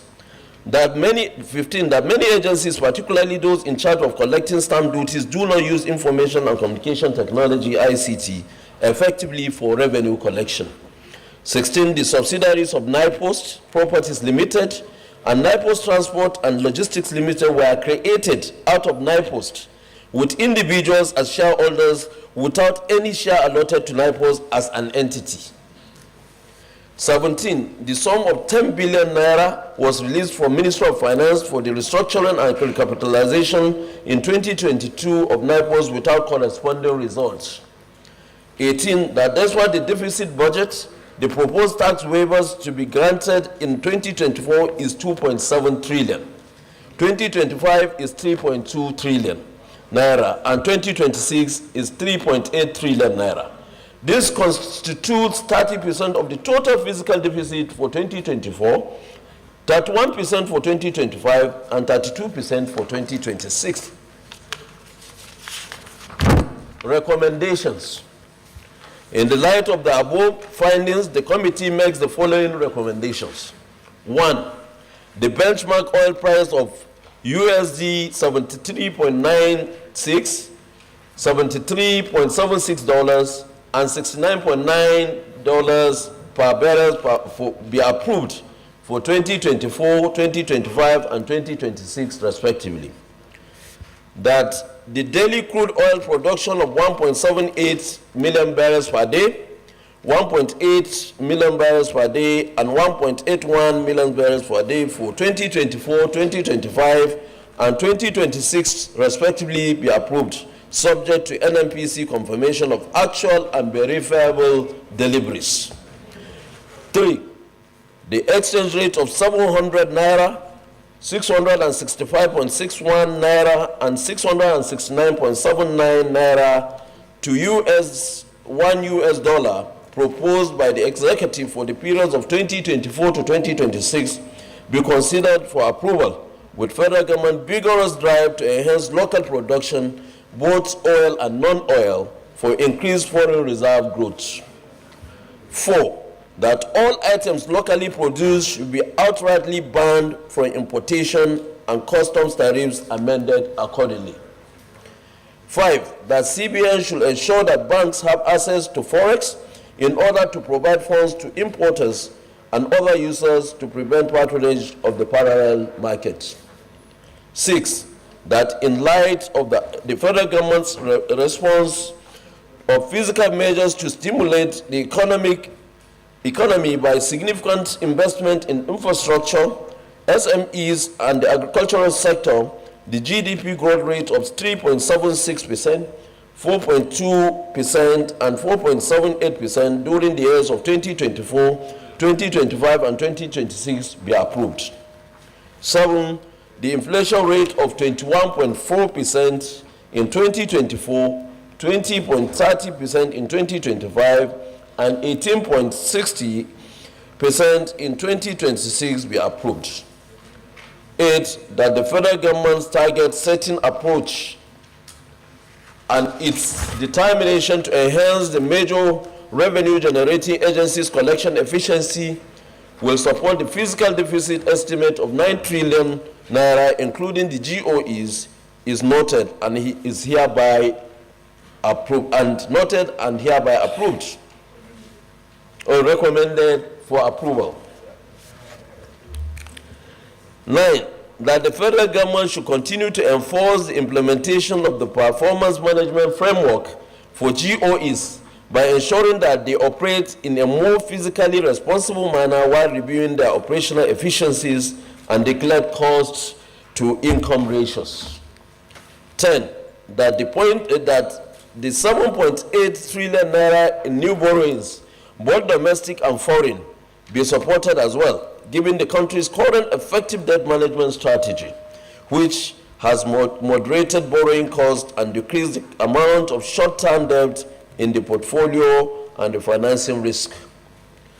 11, that MTEP and FSP documents ancillary parameters listed below for 2024 to 2026 be maintained as well.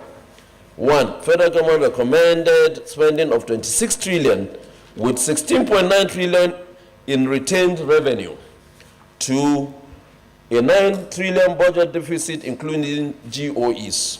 3, 7.8 trillion naira in new borrowings, including borrowing from foreign and domestic sources. 4, 1.3 trillion naira worth of statutory transfers.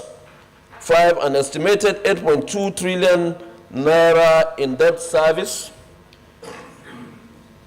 6, 243.6 billion naira in the sinking fund. 7, 1.2 trillion naira in pension, gratuity, and retiree benefits. And 8, total recurrent non-debts of 10.2 trillion naira, personnel cost of MDAs of 4.4 trillion naira, capital expenditure exclusive of transfers of 5.9 trillion naira, special intervention recurrent of 200 billion naira, and special intervention capital of 7 billion naira comprise the aggregate federal government of Nigeria expenditure of 26 trillion naira. 12, that the National Assembly begin the process of amending the Fiscal Responsibility Act 2007 in order to enhance the agency's ability to enforce fiscal responsibility and impose sanctions on erring corporations, especially with regard to Section 21(1) and 22, subsection 1 and 2.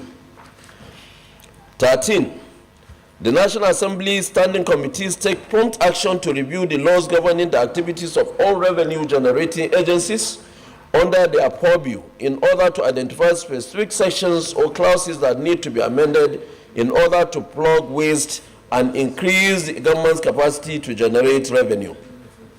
14, that the federal government agencies ensure deployment of ICT in the collection of all revenues by MDAs, including stamp duty collection activities, in order to block leakages. 15, having discovered that the subsidiaries of NIPOST so created are irregular and illegal. We therefore recommend for them to be wound up and deregistered immediately. 16. The sum of 10 billion naira released by Ministry of Finance for the proposed NIPOST restructuring and recapitalization be investigated and the funds fully recovered if established to be injudiciously utilized by the relevant committee of the Assembly charged with the responsibility of fiscal prudency. 17. That the Budget Office of the Federation and the Ministry of Finance, Budget and National Planning reevaluate the underlying assumptions for all federal government agencies' income targets in order to confirm the veracity of those assumptions and the resulting effects. 18. The federal government should continuously assess the qualification and performance of agency heads in order to guarantee that the government's total income targets as stated in the MTEP FSP and the yearly budget is consistently met with adequate sanctions where necessary. 19. That all ministries, departments, and agencies pay for services provided by other government agencies on time and in full, unless it is determined that the beneficiary agencies are statutorily exempt from such payments. 20. That the Ministry of Finance Incorporated, MOFI, examine the activities of all government agencies currently operating under the partial and full commercialization arrangement, allowing them to compete with their peers in the private sector and thereby making a more meaningful contribution to the federal government's revenue generation drive. 21. That the Bureau for Public Enterprise Act be amended to remove the clauses that created conflicts between it and MOFI, that is Ministry of Finance Incorporated, where MOFI should be authorized custodian of all federal government assets, both liquid and physical.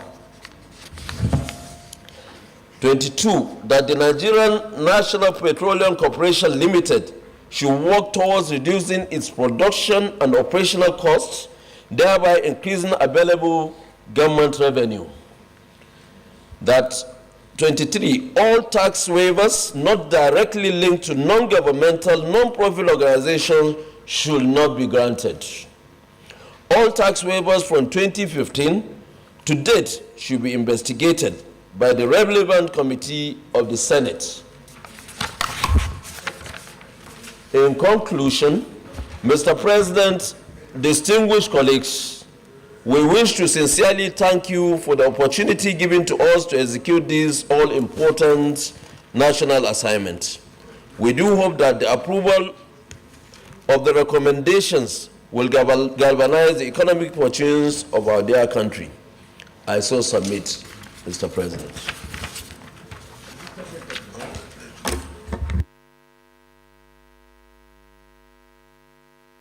Yes, distinguished Senator Solomon Odlameleko.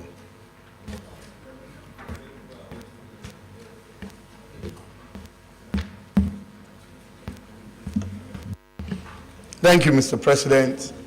Adeola Solomon Olamilekon, representing Ogun West Senatorial District. Mr. President, let me start by commending the chairman of this joint committee and all members of the joint committee for a job well done. Mr. President, I use that word well done because if you look at the volume of the document of the MTEF, and for them to come up with this recommendation, beautiful recommendation, I believe is a job well done. Mr. President, I will start by comments. And the comment goes to my colleagues. And I want to appeal to all standing committee of the Senate that as chairman and vice chairman of these committees, we want to appeal that you appeal to all the agencies under your supervision and be very vigilant concerning their revenue. Because as we're all aware, government budget is divided into three. One, agencies of the government that are fully funded from the budget, agencies of the government that are partly funded from the budget, and agencies of the government that are not funded at all from the budget. For those that are fully funded, it is expected that all revenue accruing to them be paid into the Consolidated Revenue Fund without deduction of any cover from that particular revenue item. Those that are partly funded, they are still expected to pay all revenue accruing to them. And the government, to an extent, will fund them to the extent of their recurrent expenditure and also partly their capital expenditure. And those that are not funded at all, under which we have the NDIC, the Central Bank of Nigeria, NNPC also, this is one area that we want you to be very, very, very focused on, because they are at liberty to spend whatever they want to. And at the end of every financial year, they are expected to remit 80% of their operational surplus to the coffers of the federal government. And in doing so, you need to monitor their expenditure of these particular agencies, because they will hide under a lot of expenditure head to defray this revenue accruing to them. And at the end of the day, they just pay a paltry sum of amount into the coffers of the government. Yes, the government have devised a method that for every revenue generating agencies, we call them the GOEs. As at the last budget, government have succeeded in capturing about 65 of these GOEs into the budget of into the national budget. And what did they tend to achieve? That every revenue accruing to them, you can only spend 50% of that revenue, while 50% will be remitted to the coffers of the government.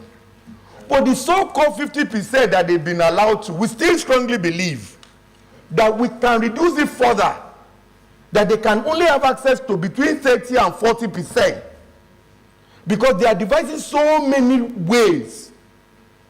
Giving them the 50% option, so many agencies will relax and believe with 50% they are okay. But if we reduce it further, what that simply means is that if you want more revenue, if you want to spend more revenue, then increase your revenue target. So we want to appeal to all our colleagues, chairman of committees, that overseeing these agencies of the government, to please let us pay so much attention.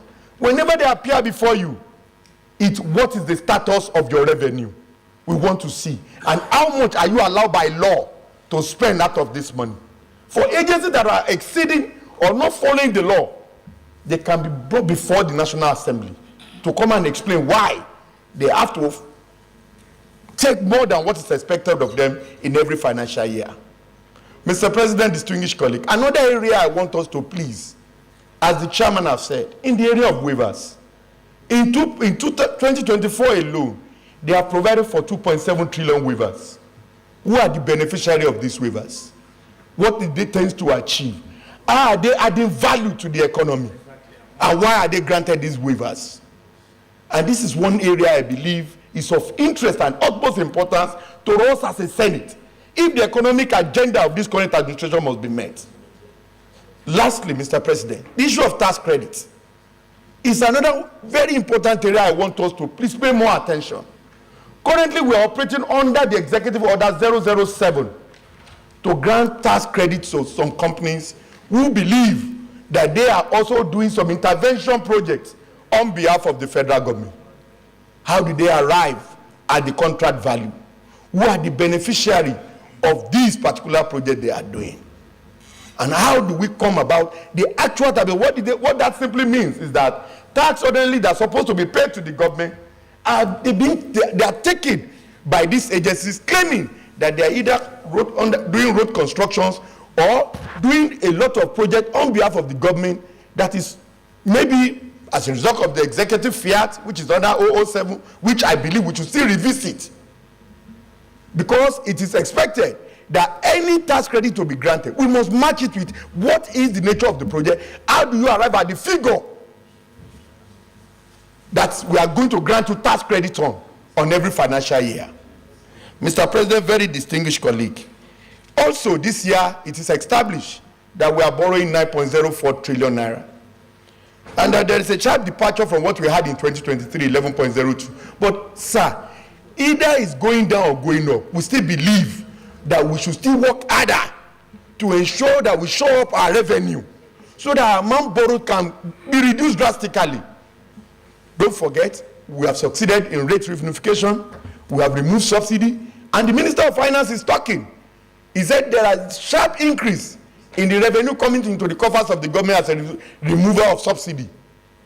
I strongly believe, Mr. President, that if we could do more, this 9.041 trillion that we're expected to borrow this year can still go down drastically. And after saying this few words, Mr. President, again, NNPC, in rounding up, sir, the joint venture calls, I want to plead with our committee chairman on petroleum upstream and downstream to also critically look into this area on behalf of the National Assembly or the government. Ask questions, because NNPC is now NNPC Nigeria Limited Company. We need to ask questions that are begging for us. Royalties, there are a lot and more that we need to ask for from NNPC. Mr. President, distinguished colleague, I want to thank you very much for giving me this opportunity to say these few words and in complementing the effort of our Chairman, Senate Committee on Finance. I so submit, Mr. President. Well, honestly, if everybody were to make comments, then we are more or less beginning to debate what had been debated by the joint committees. They held public hearings, they did a lot of debates, they interviewed a lot of MDS agencies and all that, and it took them at least 1 full month before coming back to us. If we start and we start re-debating, then we are questioning what they have done. I think the best thing we could do will be, having given us the overview, we should now look at the recommendations, whether they meet the expectations of Nigerians for the 2024 to 2026 medium-term expenditure framework and fiscal strategy paper. I think that's what we should do. Otherwise, commencing a further debate will not. But let me, on behalf of the 10th Senate, commend the two committees for doing a very good job. 4 joint committees. In fact, when I saw some of the recommendations, I realized that we have a lot of work to do. For the chairman of the Senate committee, if you notice, you kept referring to Executive Order 007. We are not questioning Executive Order, but Executive Order is just like a State House of Assembly law, which to a large extent, if it conflicts with the provisions of the Nigerian Constitution or conflicts with the provision of extant Act of Parliament, will be null and void to the extent of the inconsistency. I don't know whether I'm speaking your minds. This is where laws emerge. So if we have not in the past put in the bite for people to go to prison for violation of major aspects of fiscal policies, we should begin to think in that direction. Otherwise, people will still take laws into their hands, bill and spend. So let us look at the recommendations.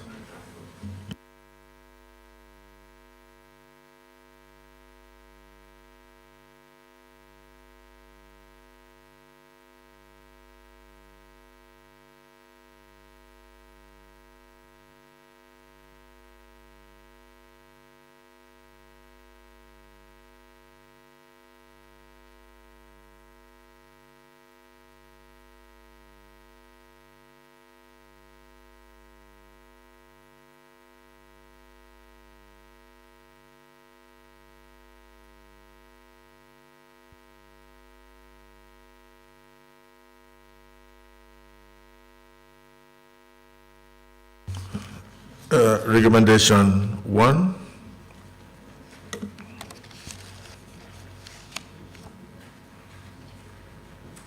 In the light of the findings, the benchmark oil price of USD 73.96 and 73.76 and $69.9 per barrel be approved for 2024, 2025, and 2026 respectively. I take it again. For a 3-year period, the benchmark price of USD 73.76, that is for 2024, 69.90 for 2025, for 2026, and 73.76 for 2025 be approved respectively. Those in support of this recommendation say aye. Those against say nay. The ayes have it. Recommendation 2. That the daily crude oil production of 1.78 million barrels per day, 1.80 million barrels per day, and 1.81 million barrels per day for 2024, 2025, and 2026 respectively be approved, subject to NNPCL's confirmation of actual and verifiable deliveries. Those in support of recommendation 2 say aye. Those against say nay. The ayes have it. Recommendation 3. The exchange rate of 700 naira to a dollar, 665.6.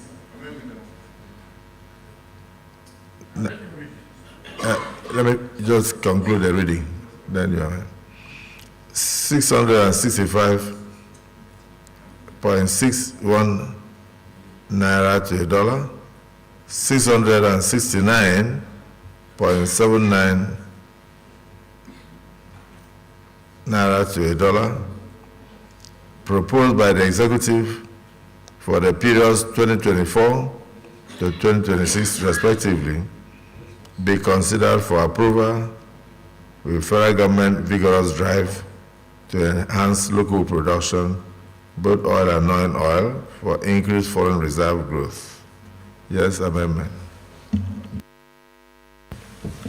Thank you, Mr. President. Distinguished colleagues, Mohammed Adamu Alaru is my name. Mr. President, I want to suggest that the exchange rate should be increased to $900 naira per dollar, because right now the CBN is selling dollar at 900 naira. So there is no point approving 700 naira per dollar when the rate currently is 900, and in the parallel market it's well over 1,000. So I want to recommend to my distinguished colleagues that we should make the exchange rate to be 900 naira per dollar. Leader, without my contributing as such, because I would like other people to either second what you have said or my thinking is that we should not make them to relax. We feel that the exchange rate is bringing a lot of untold hardship to Nigerians. And so I think we should be working towards ensuring that it is reduced drastically. Distinguished Senator Aningi. Chairman, Mr. President, thank you very much. I'm a member of this committee and I've actually signed the document. And I do not have a particular problem with this particular clause, except where the National Assembly and its leadership intends to touch the budget, especially when it once increases the budget to meet the yearning and aspiration of Nigerians.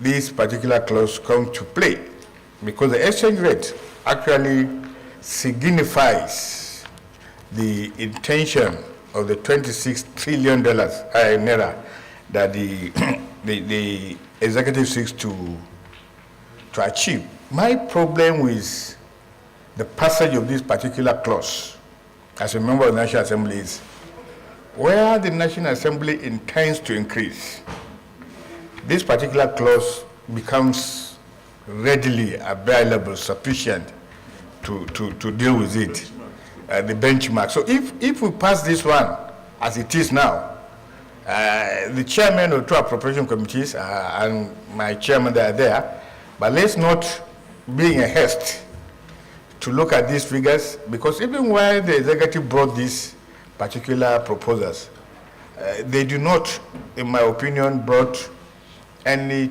tangible economy reason as why this thing should remain. But since the two chairmen are here and the DSP is here, maybe he can educate us more. I'm just concerned that if you want to put the budget up, this is the clause that we use. So, distinguished Deputy Senate President. Mr. President, I think we should leave the figure the way it is.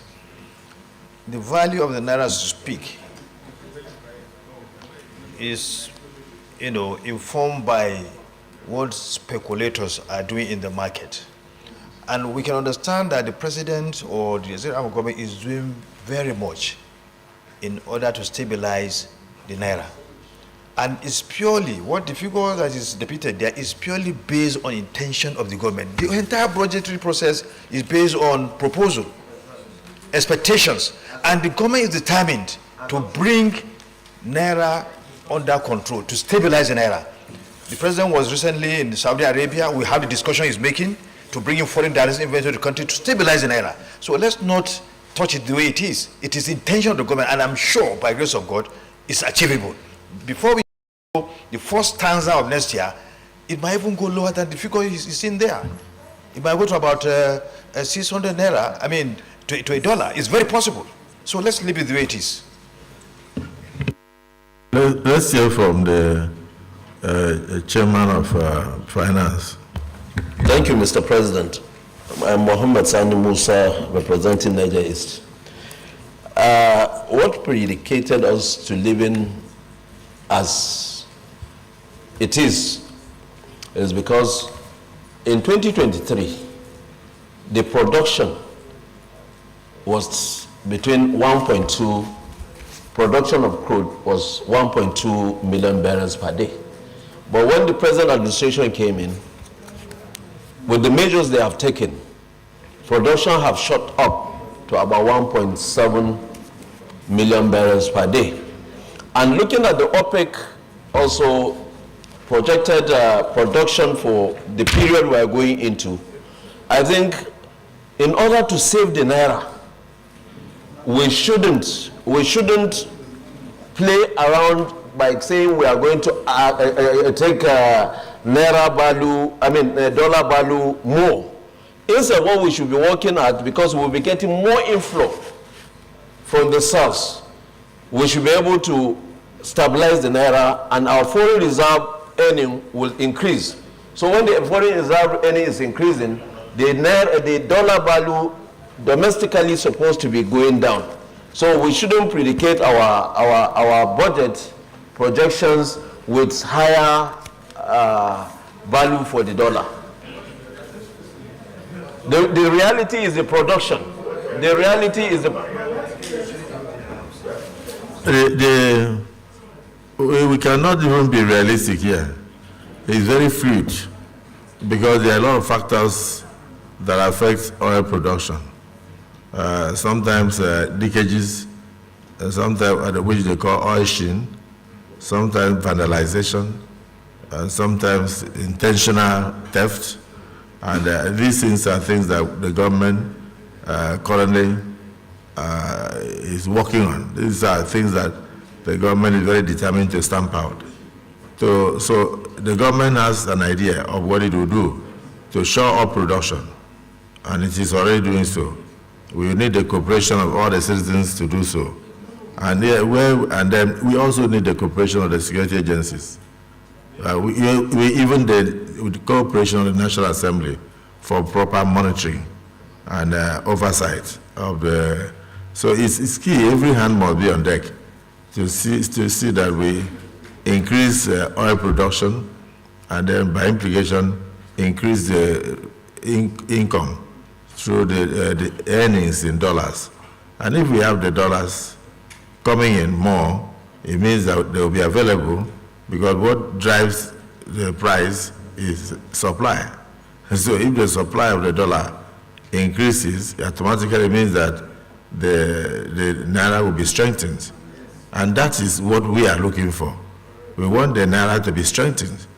But if we take it up, and then it means that we are not even confident that we can achieve a reduction. We are not confident that we can achieve stability. And of course, this affects even the general prices in the market of goods and services. So let's not give the impression to our people that this government is not going to work, which is not the case. We are determined to make sure that it works. If you want to look at it from, what is on ground now, realistically,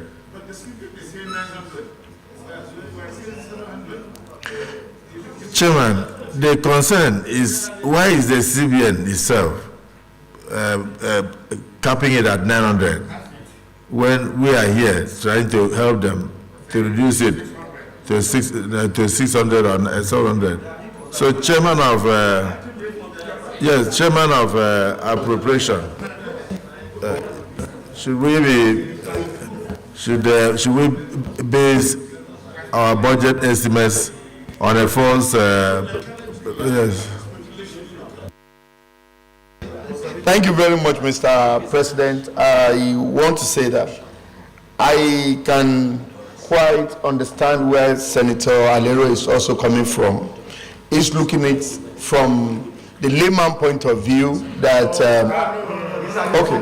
okay, sorry, as an informed person. No, he's looking at it. He's looking at it from a distinguished senator's point of view, not layman. Sorry, Your Excellency, from an informed man point of view, Your Excellency.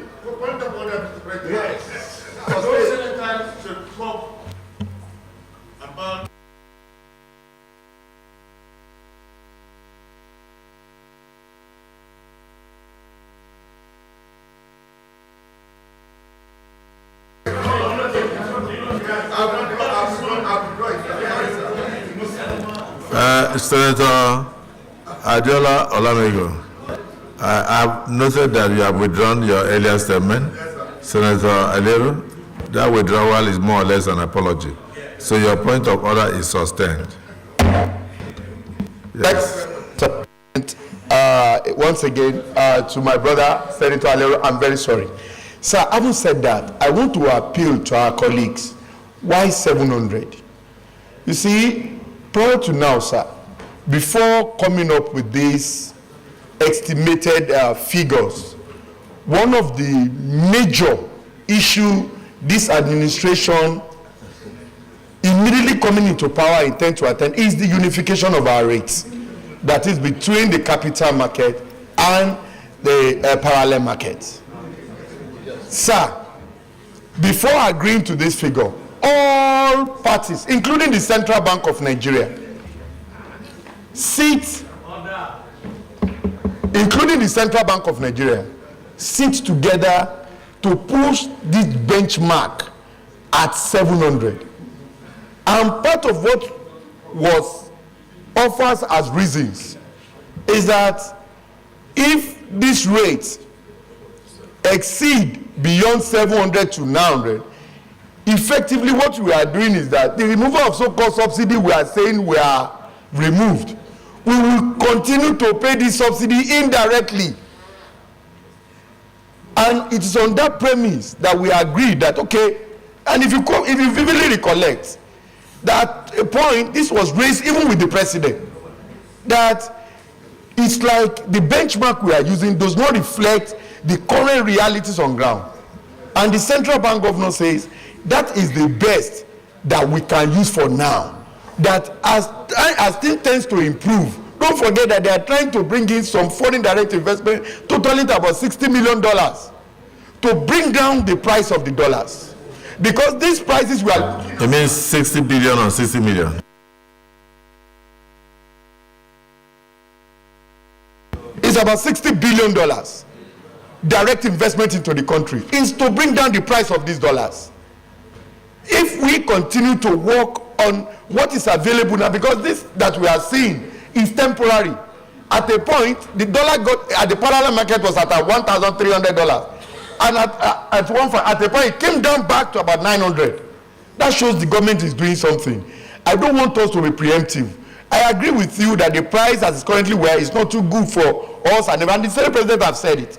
This price is dragging up market prices of every item that we are buying.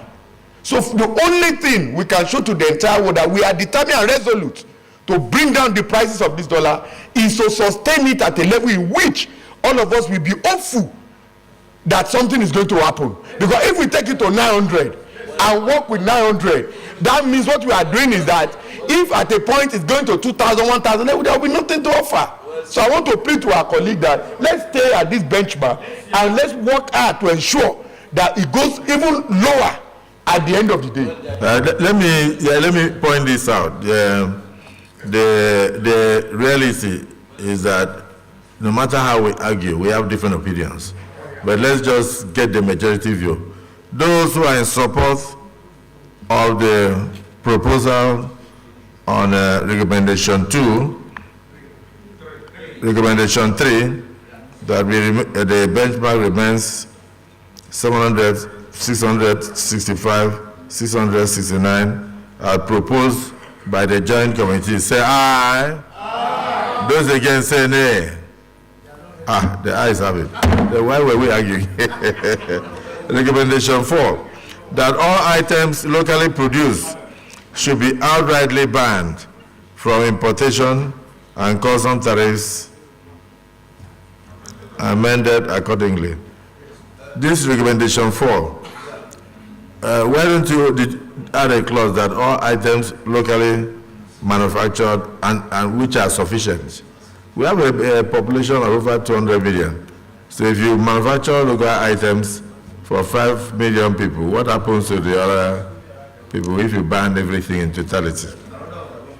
That all items locally produced and sufficient for the Nigerian market should be outrightly banned for importation. Yes, Senator Oshimole. Thank you very much, Mr. President. My name is Adams Ali Oshimole. I support this particular recommendation because I think it is at the heart of our crisis.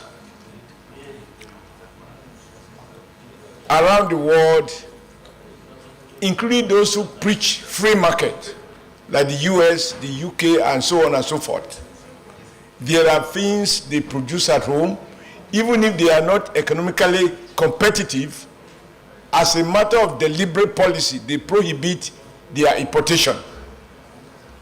There can be no equilibrium between demand and supply if we don't have measures to protect local industries. So I think this policy is right because even our lamentation about exchange rate is not just a function of more dollars being supplied. If more dollars are supplied and much more demand is affected for imported goods, the exchange rate will continue to suffer permanent devaluation.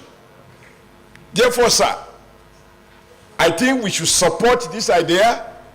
It's about, earlier in the morning, sir, we spent time talking about skilling our youths. When we skill them, where will they work? if we are importing toothpick, because we don't have enough toothpick producer at home, we allow people to import toothpick.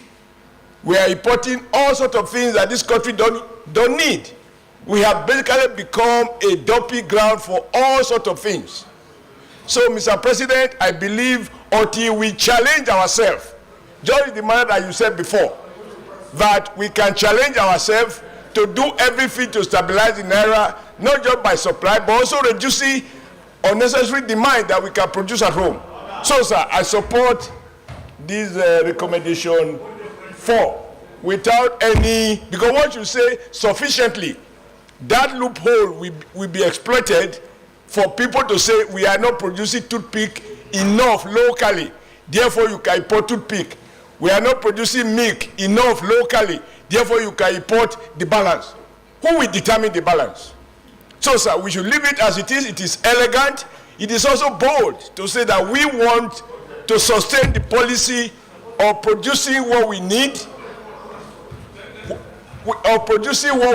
and prohibiting things that we considered a luxury, so that we can protect the stability of the country and create more jobs for our young people. Thank you for your contributions. So, recommendation 4, that all items locally produced should be outrightly banned from importation and customs tariffs amended accordingly. Those in support of this recommendation say aye. Those against say nay. The ayes have it.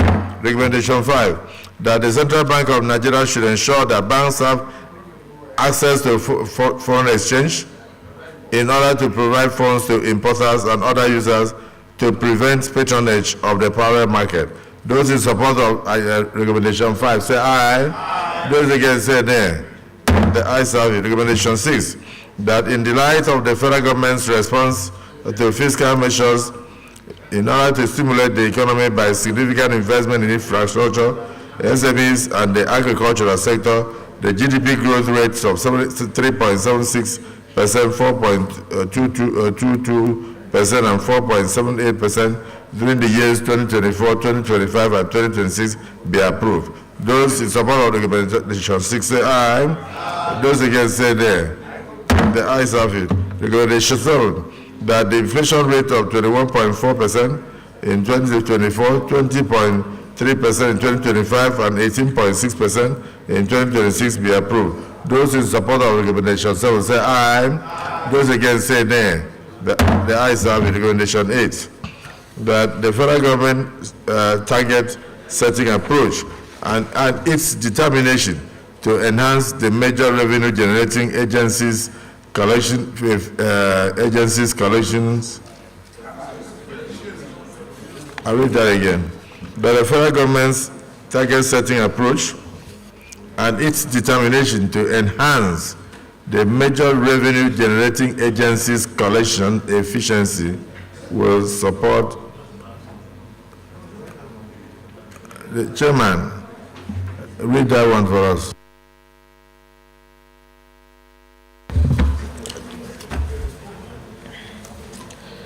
That the federal government's target setting approach and its determination to enhance the major revenue generating agencies collection efficiency will support the fiscal deficit estimate of 9 trillion, including GOEs, is noted and hereby approved.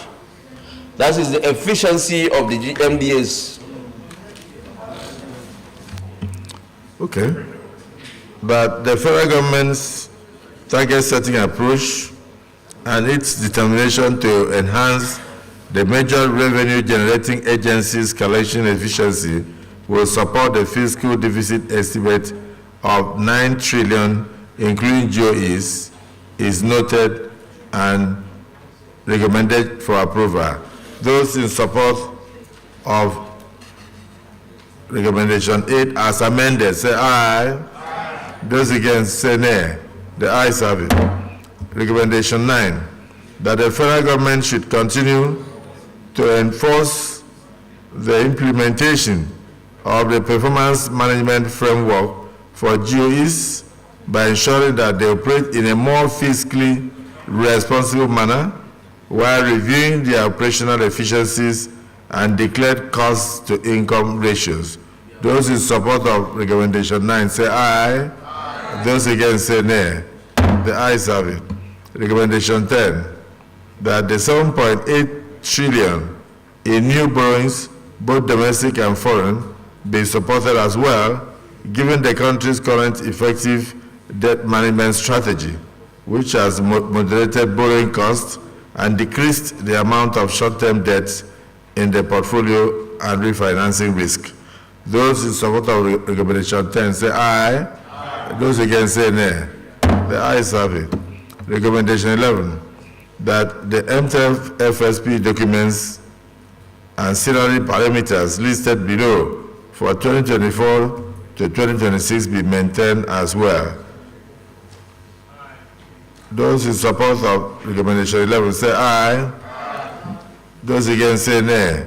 The ayes have it. Recommendation 12,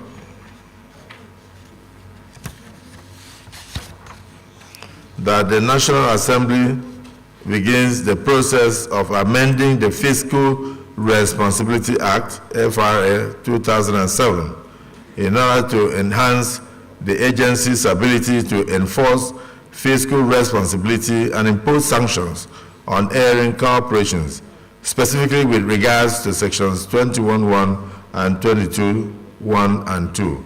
Those in support of this... Yes, amendment. Mistake. That the National Assembly begins the process. Begin. Well, if you heard what I read, I added S. Actually, my mouth has a way of correcting English. So that is why constantly I refer to the clerk. I said notes. So I'll read again. That the National Assembly begins the process of amending the Fiscal Responsibility Act, FRA 2007, in order to enhance the agency's ability to enforce fiscal responsibility and impose sanctions on erring corporations, specifically with regards, do you notice that? There's no S there, but my mouth added it. Specifically with regards to sections 21, subsection 1, and sections 22, subsections 1 and 2. Those in support of this recommendation say aye. Those against say nay. So recommendation 12 is approved as amended. That 13, that the National Assembly standing committees take prompt actions to review the laws governing the activities of all revenue-generating agencies under their purview in order to identify specific sections or clauses which require amendment in order to plug the loopholes of wastages and increase the government's capacity to generate more revenues. Those in support of recommendation 13 as amended say aye. Those against say nay. The ayes have it. Clerk, you are noting that recommendation 14, that the federal government agencies should ensure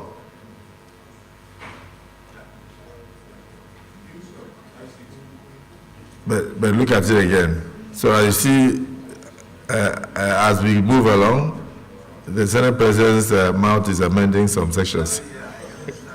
Okay, so that the federal government agencies should ensure the deployment of ICT in the collection of all revenues by MDS, including stamp duty collection activities, in order to block the loopholes of leakages. Those in support of recommendation 14 as amended say aye. Those against say nay. The ayes have it. Recommendation 15. Having discovered that the subsidiaries of NIPO so created are irregular and illegal, we therefore recommend for them to be wound up and deregistered immediately. Yes, amendment.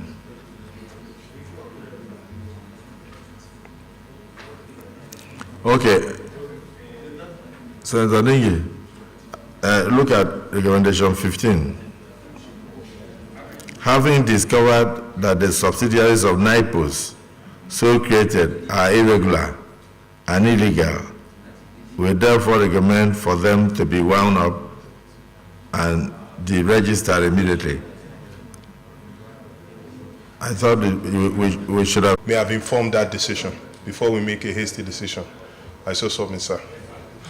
The suggestion would be that whilst cautioning NIPOS to desist from patronizing irregular, the Senate should also undertake immediate investigation. Yes, please.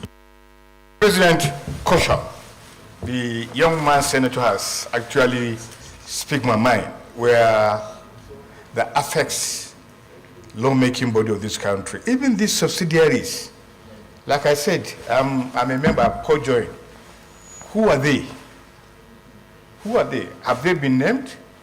So what we need to do, sir, in times like this, that there is no clear-cut definition of these subsidiaries, stand down this particular resolution, and then you can investigate.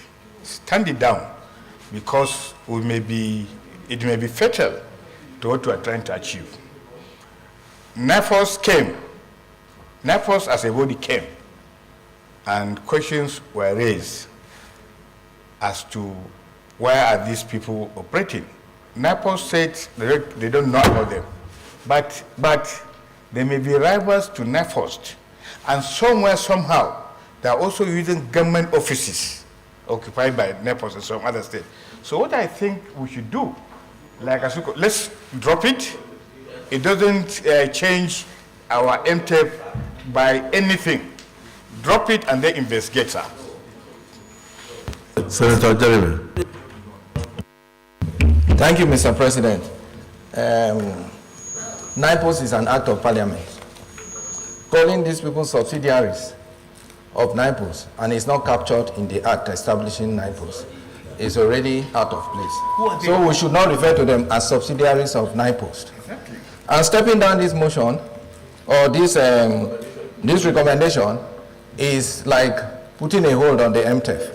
We should correct it, use the proper lexicons instead of subsidiaries, and trash this issue. Thank you. I think you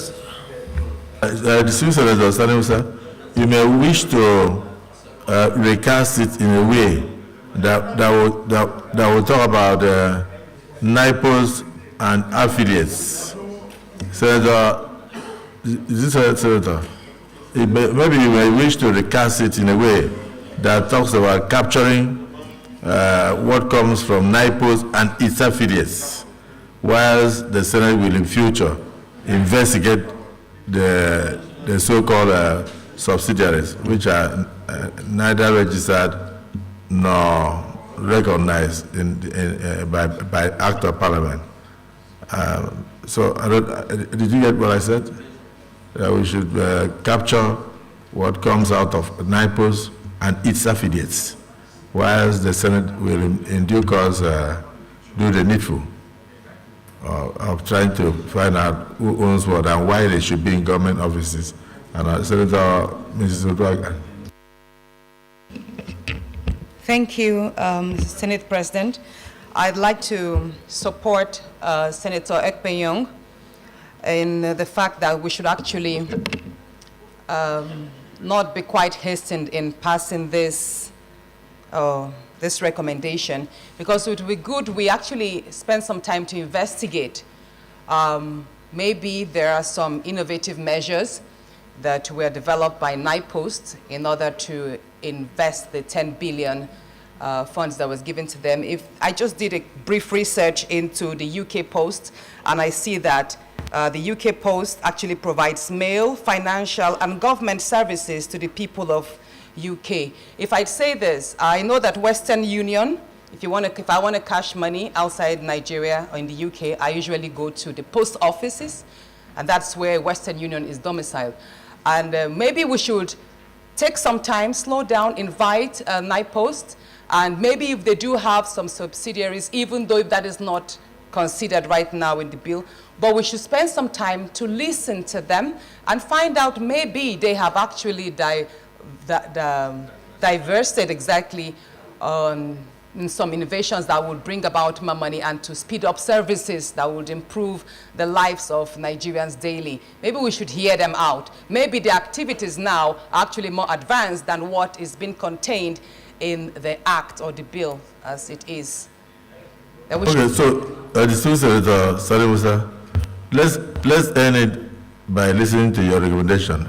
My question to you will be that if we step down 15, what will be the effect on the MTF?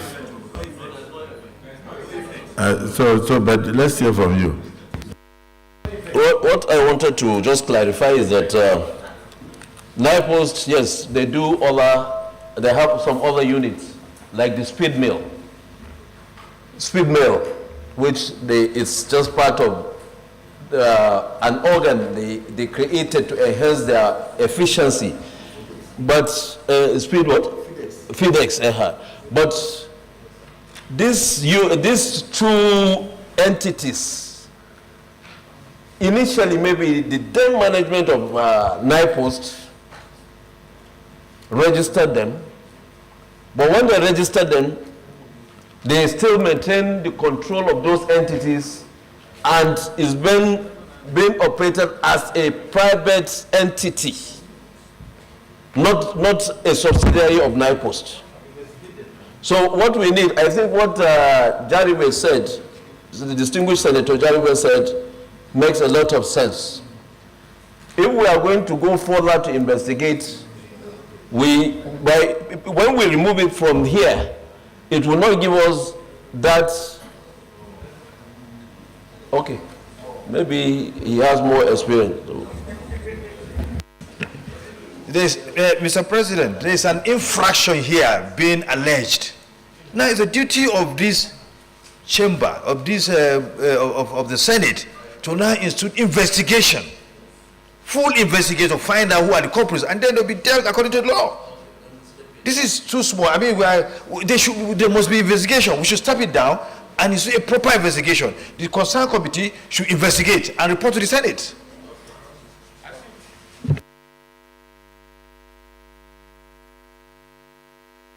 I move that. So in that case, in respect of recommendation 15, can you now make a final proposition? Or is it together? But there is something in this. There is 10 billion here, and we would like to know how the 10 billion, the two can go together. So, distinguished Deputy Senate President.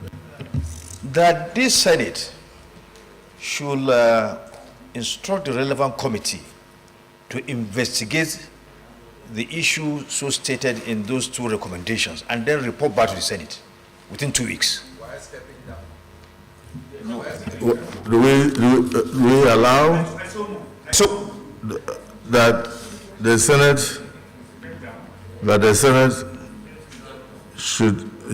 Senate hereby steps down recommendations 15 and 16? No, this is MTF.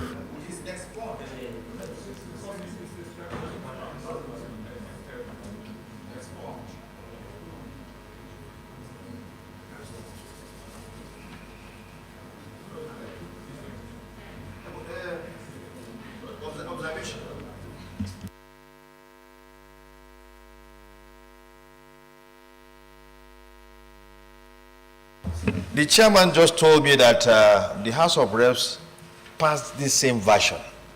So in order for us not to go to the conference committee, in view of the urgency in transmitting the MTEL to the executive so that they can submit the budget, I think we should allow it to go. So that, but that doesn't stop us from investigation. This shouldn't be stepped down, it should be allowed to go. But still the investigation should be carried out. I shall submit. Please, somebody should let Well, Senator Jaribe. Thank you, Mr. President. We have come back to where we were. I so support and second the motion. Thank you. Distinguished colleagues, recommendations 15 and 16. The motion is on ground that they be allowed to pass whilst the investigation should be carried out by this August Assembly in due course. Those in support of the recommendation say aye. Aye. Those against say nay. The ayes have it. Therefore, recommendation 17, that the Budget Office of the Federation and the Ministry of Finance, Budget and National Planning reevaluate the underlying assumptions for all federal government agencies' income targets in order to conform, it should actually be in order to confirm, right? In order to conform. No, because the next thing is veracity. And so it will be confirmed. It won't be, yes. So it won't be conform. So please, clerk, note it. What is here is conform.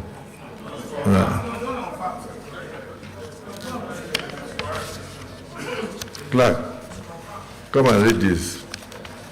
Because my glasses are not working. What is here? No, what is here? Okay.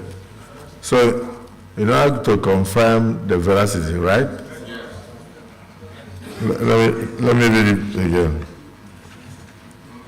So, mine, no, it's not my glass. It's mine has a typographical error. So, and it said conform. So when I saw the veracity, I realized they did not rhyme. That the Budget Office of the Federation and the Ministry of Finance, Budget and National Planning reevaluate the underlying assumptions for all federal government agencies' incomes, for all federal government agencies' income targets in order to confirm the veracity of those assumptions and the resulting effects. Those in support of this recommendation 17 say aye. Those against say nay. The ayes have it. Recommendation 18.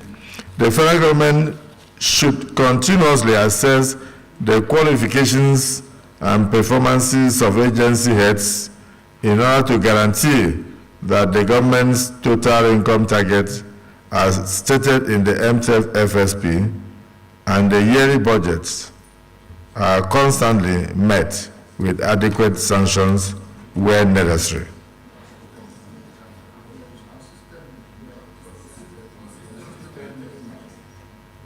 That the federal government should continuously assess the qualifications and performance of agency heads in order to guarantee that the government's total income target as stated in the MTF FSP and the yearly budgets.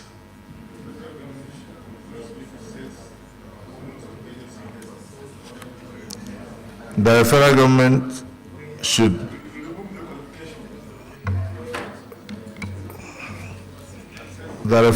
should continuously assess. Yes, distinguished Senator Sani Musa, please consider moving, is your document, consider moving a motion to remove the qualifications there so that the federal government should continuously assess the performances of agencies. And so move it and let somebody second it so that we move on. I, Muhammad Sani Musa, Niger East Central District.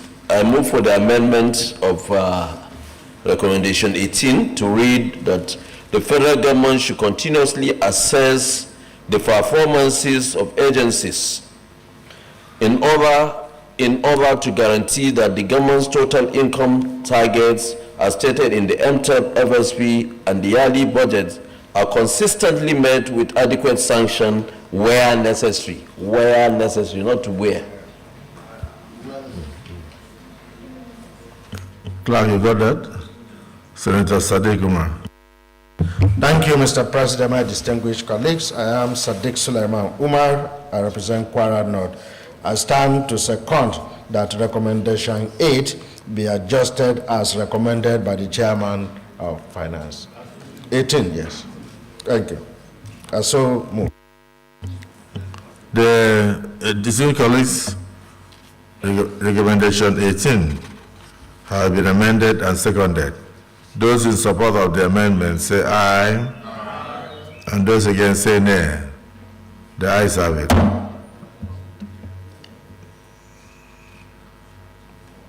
Recommendation 19, that all ministries, departments, and agencies, MDS, pay for services provided by other government agencies on time and in full, unless it is determined that the beneficiary agencies are statutorily exempt from such payments. Those in support of recommendation 19 say aye. Aye. Those against say nay. The ayes have it. Recommendation 20, that the Ministry of Finance Incorporated, MOFI, examines the activities of all government agencies currently operating under the partial and full commercialization arrangement, allowing them to compete with their peers in the private sector and thereby making a more meaningful contribution to the federal government's revenue generation drive. Those in support of recommendation 20 say aye. Aye. Those against say nay. The ayes have it. Recommendation 21, that the Bureau of Public Enterprises, Act be amended to remove the clauses that create conflict between the BPE and MOFI, where MOFI should be authorized, should be the authorized custodian of all federal government assets, both liquid and physical.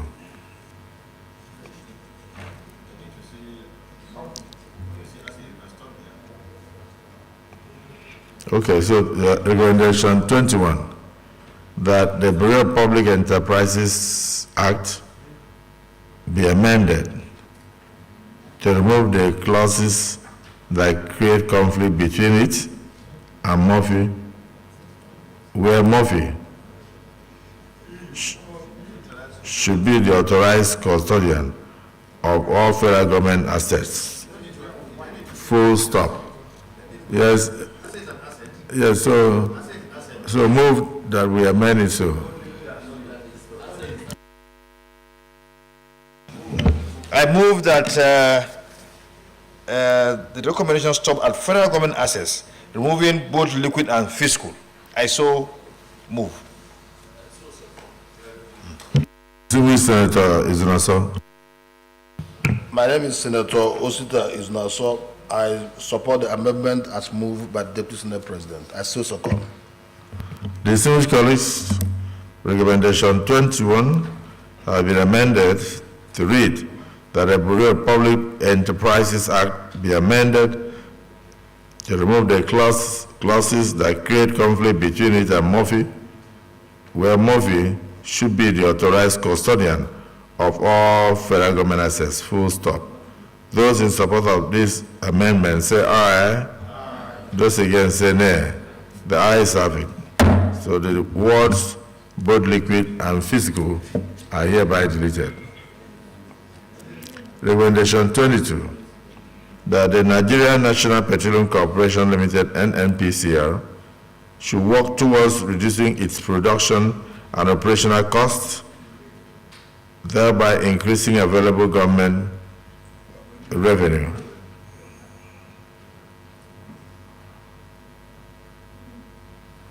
Is there anybody who wishes to amend it to say that the Nigerian National Petroleum Corporation Limited should work towards reducing its production and operational costs with a view to increasing revenue available to the government of the Federation? Yes. Huh?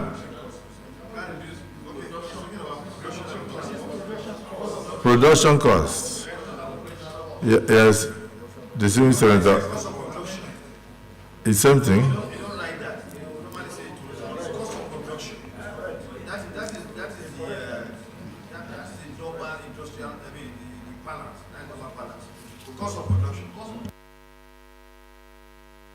Well, they are talking about both operation and production. So, yes.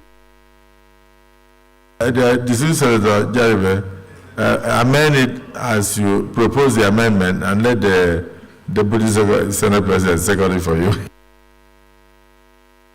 Go ahead. That the Senate committees oversighting the Nigerian National Petroleum Corporation Limited work towards reducing the, yes?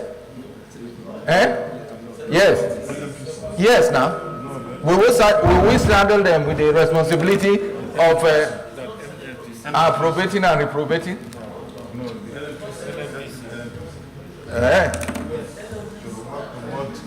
NNPC itself, not our committee. Okay. That the Nigerian National Petroleum Corporation Limited should work towards reducing its capital expenditure and operational costs, thereby increasing available government revenue. Production is under capital expenditure. Then operational cost is for recurrent and personnel. That is the technical term used in the industry. So this is the President. Let the chairman of the joint committee that brought this report give us what he thinks should be what we should have here. Okay, you have more experience.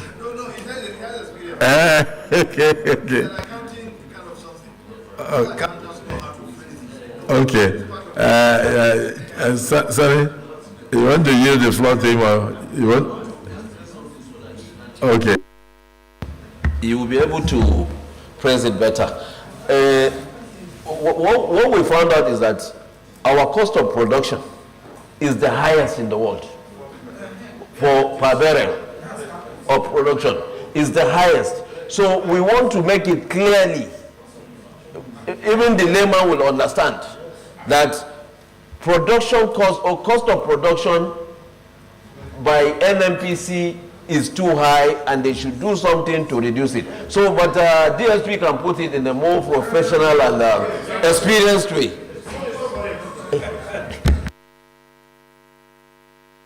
Well, distinguished senator. This thing is known to every person in the industry. We call it cost of production. There's nothing like operational. Reducing cost of production is simplicity. That's what is being used. International balance in terms of the oil industry. That is industrial jargon. It's known everywhere. You can't change. If you write this, it will become a laughing stock. Cost of production, reducing cost of production. We've been in this environment for quite a long time. We know it. Senator Binus, do you have any experience in this industry?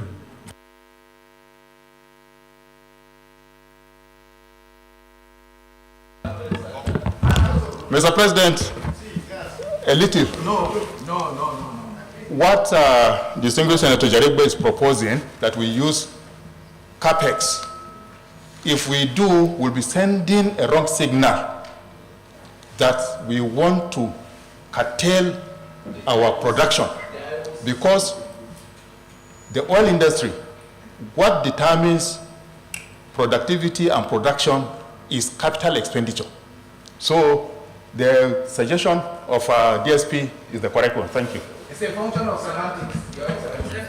The Deputy Senator Ahmed Lawan, please. Thank you very much, Mr. President, distinguished colleagues. My name is Ahmed Lawan. I represent Yobe North. Mr. President, I think this is a simple issue that is turning into a difficult one. Cost of production varies from place to place. Ours in the oil industry is, of course, no doubt the highest in the world. Why? Insecurity and other issues that government is not able to provide. And therefore, they build in so much into the cost of production. What they do in the real cost, in the real production, is not different from what is done elsewhere. But because they have to ensure that whatever they do, they don't lose, they win. So I think what we need to do is for our oil and gas related committees to really engage with the NNPC and whoever is involved as an operator to know how we can do that. It's very sensitive. And I will not advise that we simply say they should go and reduce. We should find a way of making it possible for engagement to know exactly what can be done. But if we say we just fait accompli, we should just say go and reduce it. How do we know? So I advise that we should be very careful. Thank you.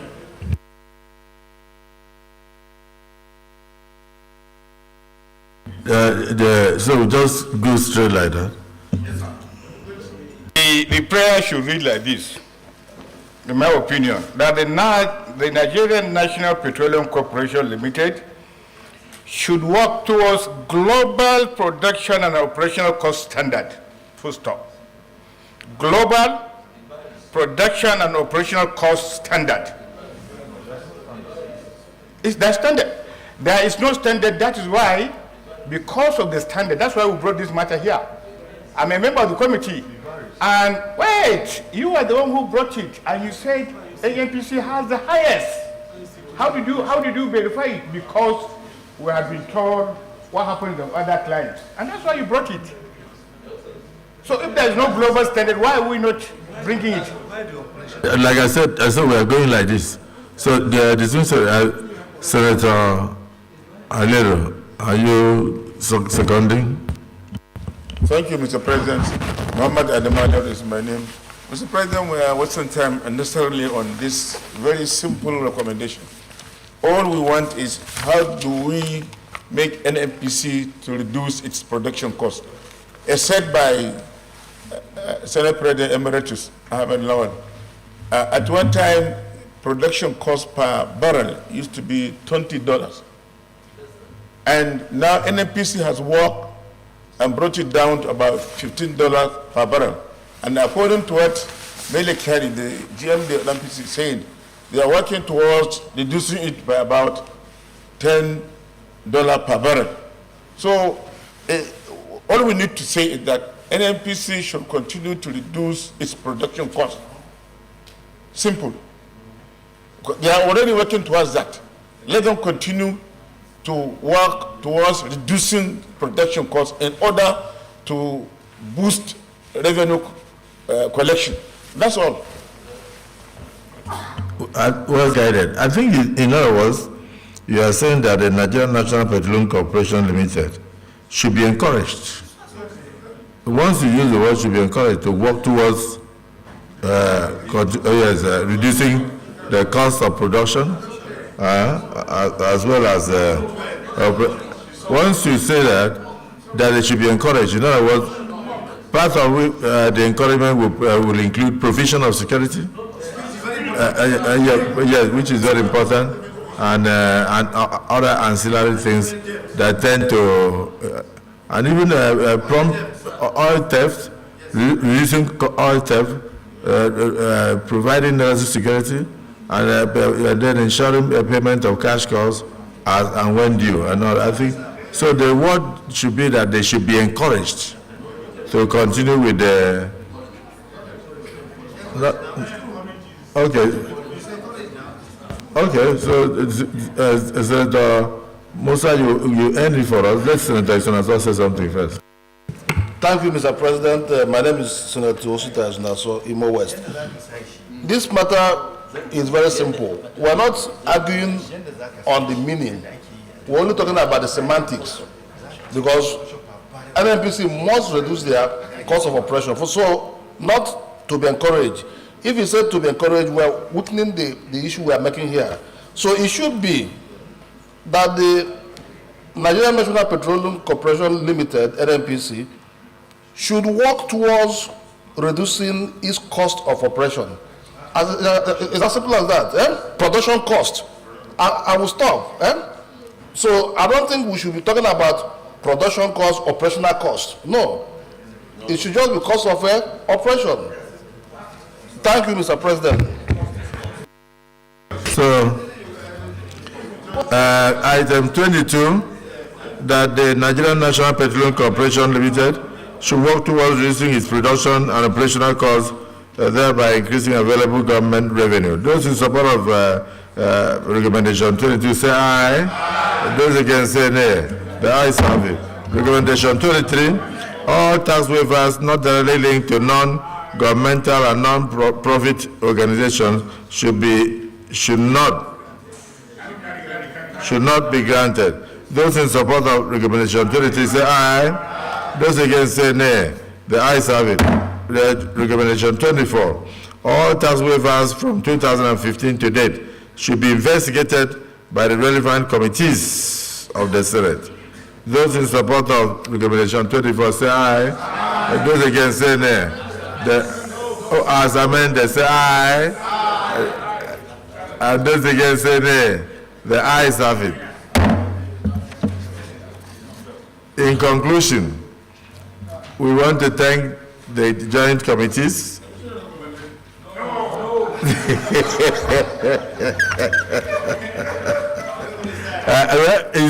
I think it's based on experience. Senator Aleno is very, very experienced. That's why I wanted to add an additional recommendation to the FTF and FSP. But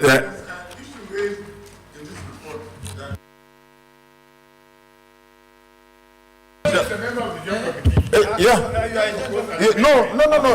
Yes. I think it was an omission. You see, yeah, correct. I'm a member of the Joint Committee. Mr. President, in this report, the findings, it says that federal government is paying a whopping amount of $40 million monthly, take or pay agreement, even when agencies are fully aware that the country has limitations in meeting up with the obligation of this agreement. I think they are referring to the power purchase agreement where federal government is paying $40 million monthly to Azuru. Upfront, whether they generate power or not, this money must be paid to the generating company. And I think we should review this agreement.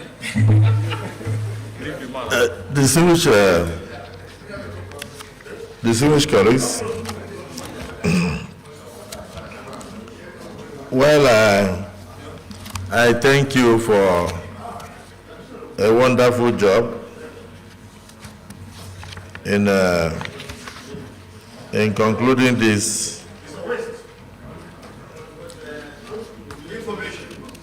Well, I don't know which order. Which order? So the distinguished colleagues, information. I said which order? Which order? Which order? Which order? No. Whilst I thank you for this wonderful job done by the various committees, the joint committees of the Senate on this MTF and FSP 2024 to 2026. We want to commend the chairman of the committee and all his members for a job well done. But just to note that distinguished Senator Alero, a lot of issues have been raised here that we will continue to work on, even after this passage. If you look at page 34, the federal government's target setting approach, should aim at ensuring efficiency in revenue collection, and the estimate of 9 trillion noted for approval. And so, of course, before now, what we had was about 11 point something trillion, now is 9 trillion, and it seems to be going down. Then the aspect of abolishing the different forest windows and now having one single window is something that must also be commended. Then, in addition, Deputy Senate President, the federal government has also reduced or abolished the issue of fuel subsidy, which we believe will bring in more revenue, and also the revenue drive currently being done by the President. So Saudi Arabia and many other countries expecting a possible increase in foreign direct investment to the tune of $60 billion. And then the current increase in oil production from 900 to 1.2 million barrels per day. Now we are getting almost to 1.7 million barrels per day, and various other steps being taken by the administration tend to give hope in the coming 3 years that this may be, yes.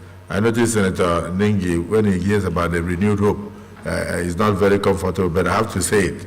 So these things here are things that we should really commend President Bola Ahmed Tinubu for the initiative so far. And so there's a lot of hope for Nigerians going forward.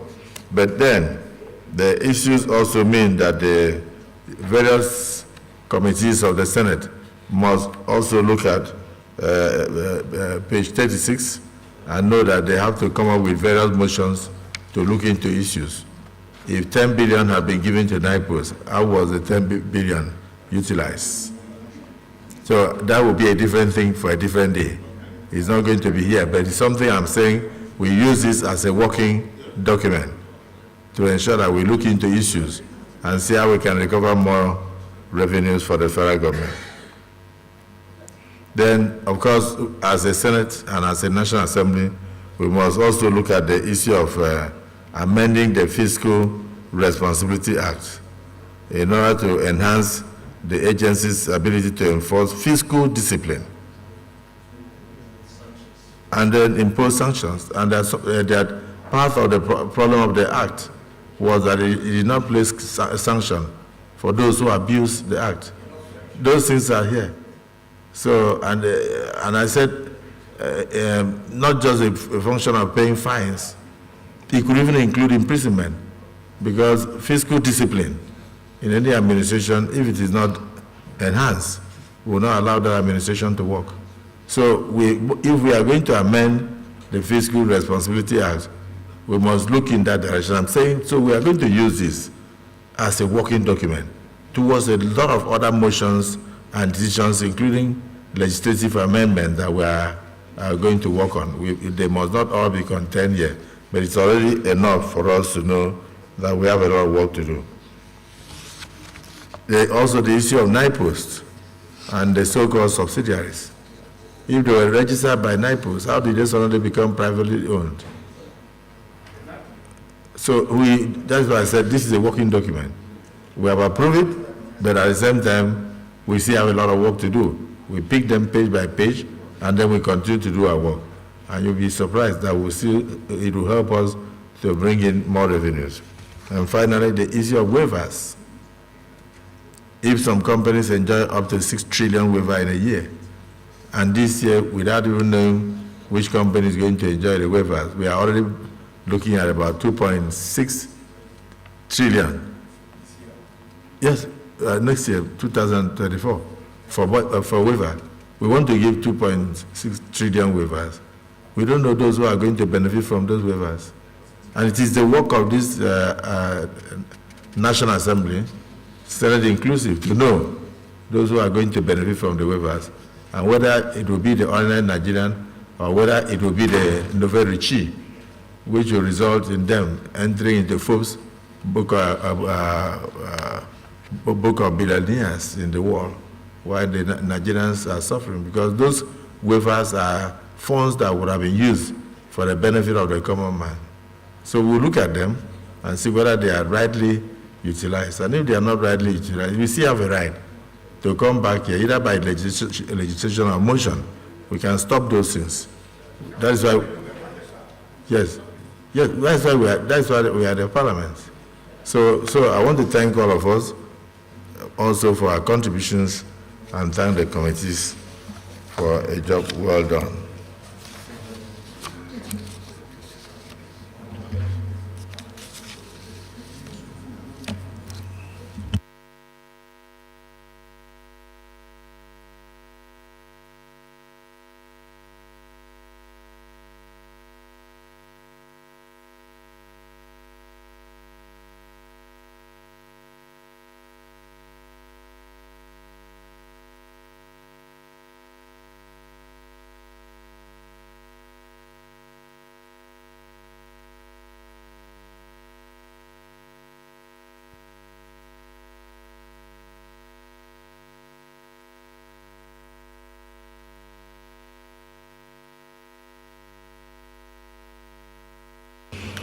So, distinguished colleagues, having concluded debates and having accepted the recommendations contained in the MTEF FSP for 2024 to 26, is it the view of the Senate that the totality of these recommendations and the entirety of the content be accepted?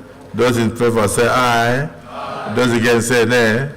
The ayes have it. Because the Senate has passed the MTEF for 2024 to 2026 and the medium-term expenditure framework and the fiscal strategy paper. And now the Senate leader.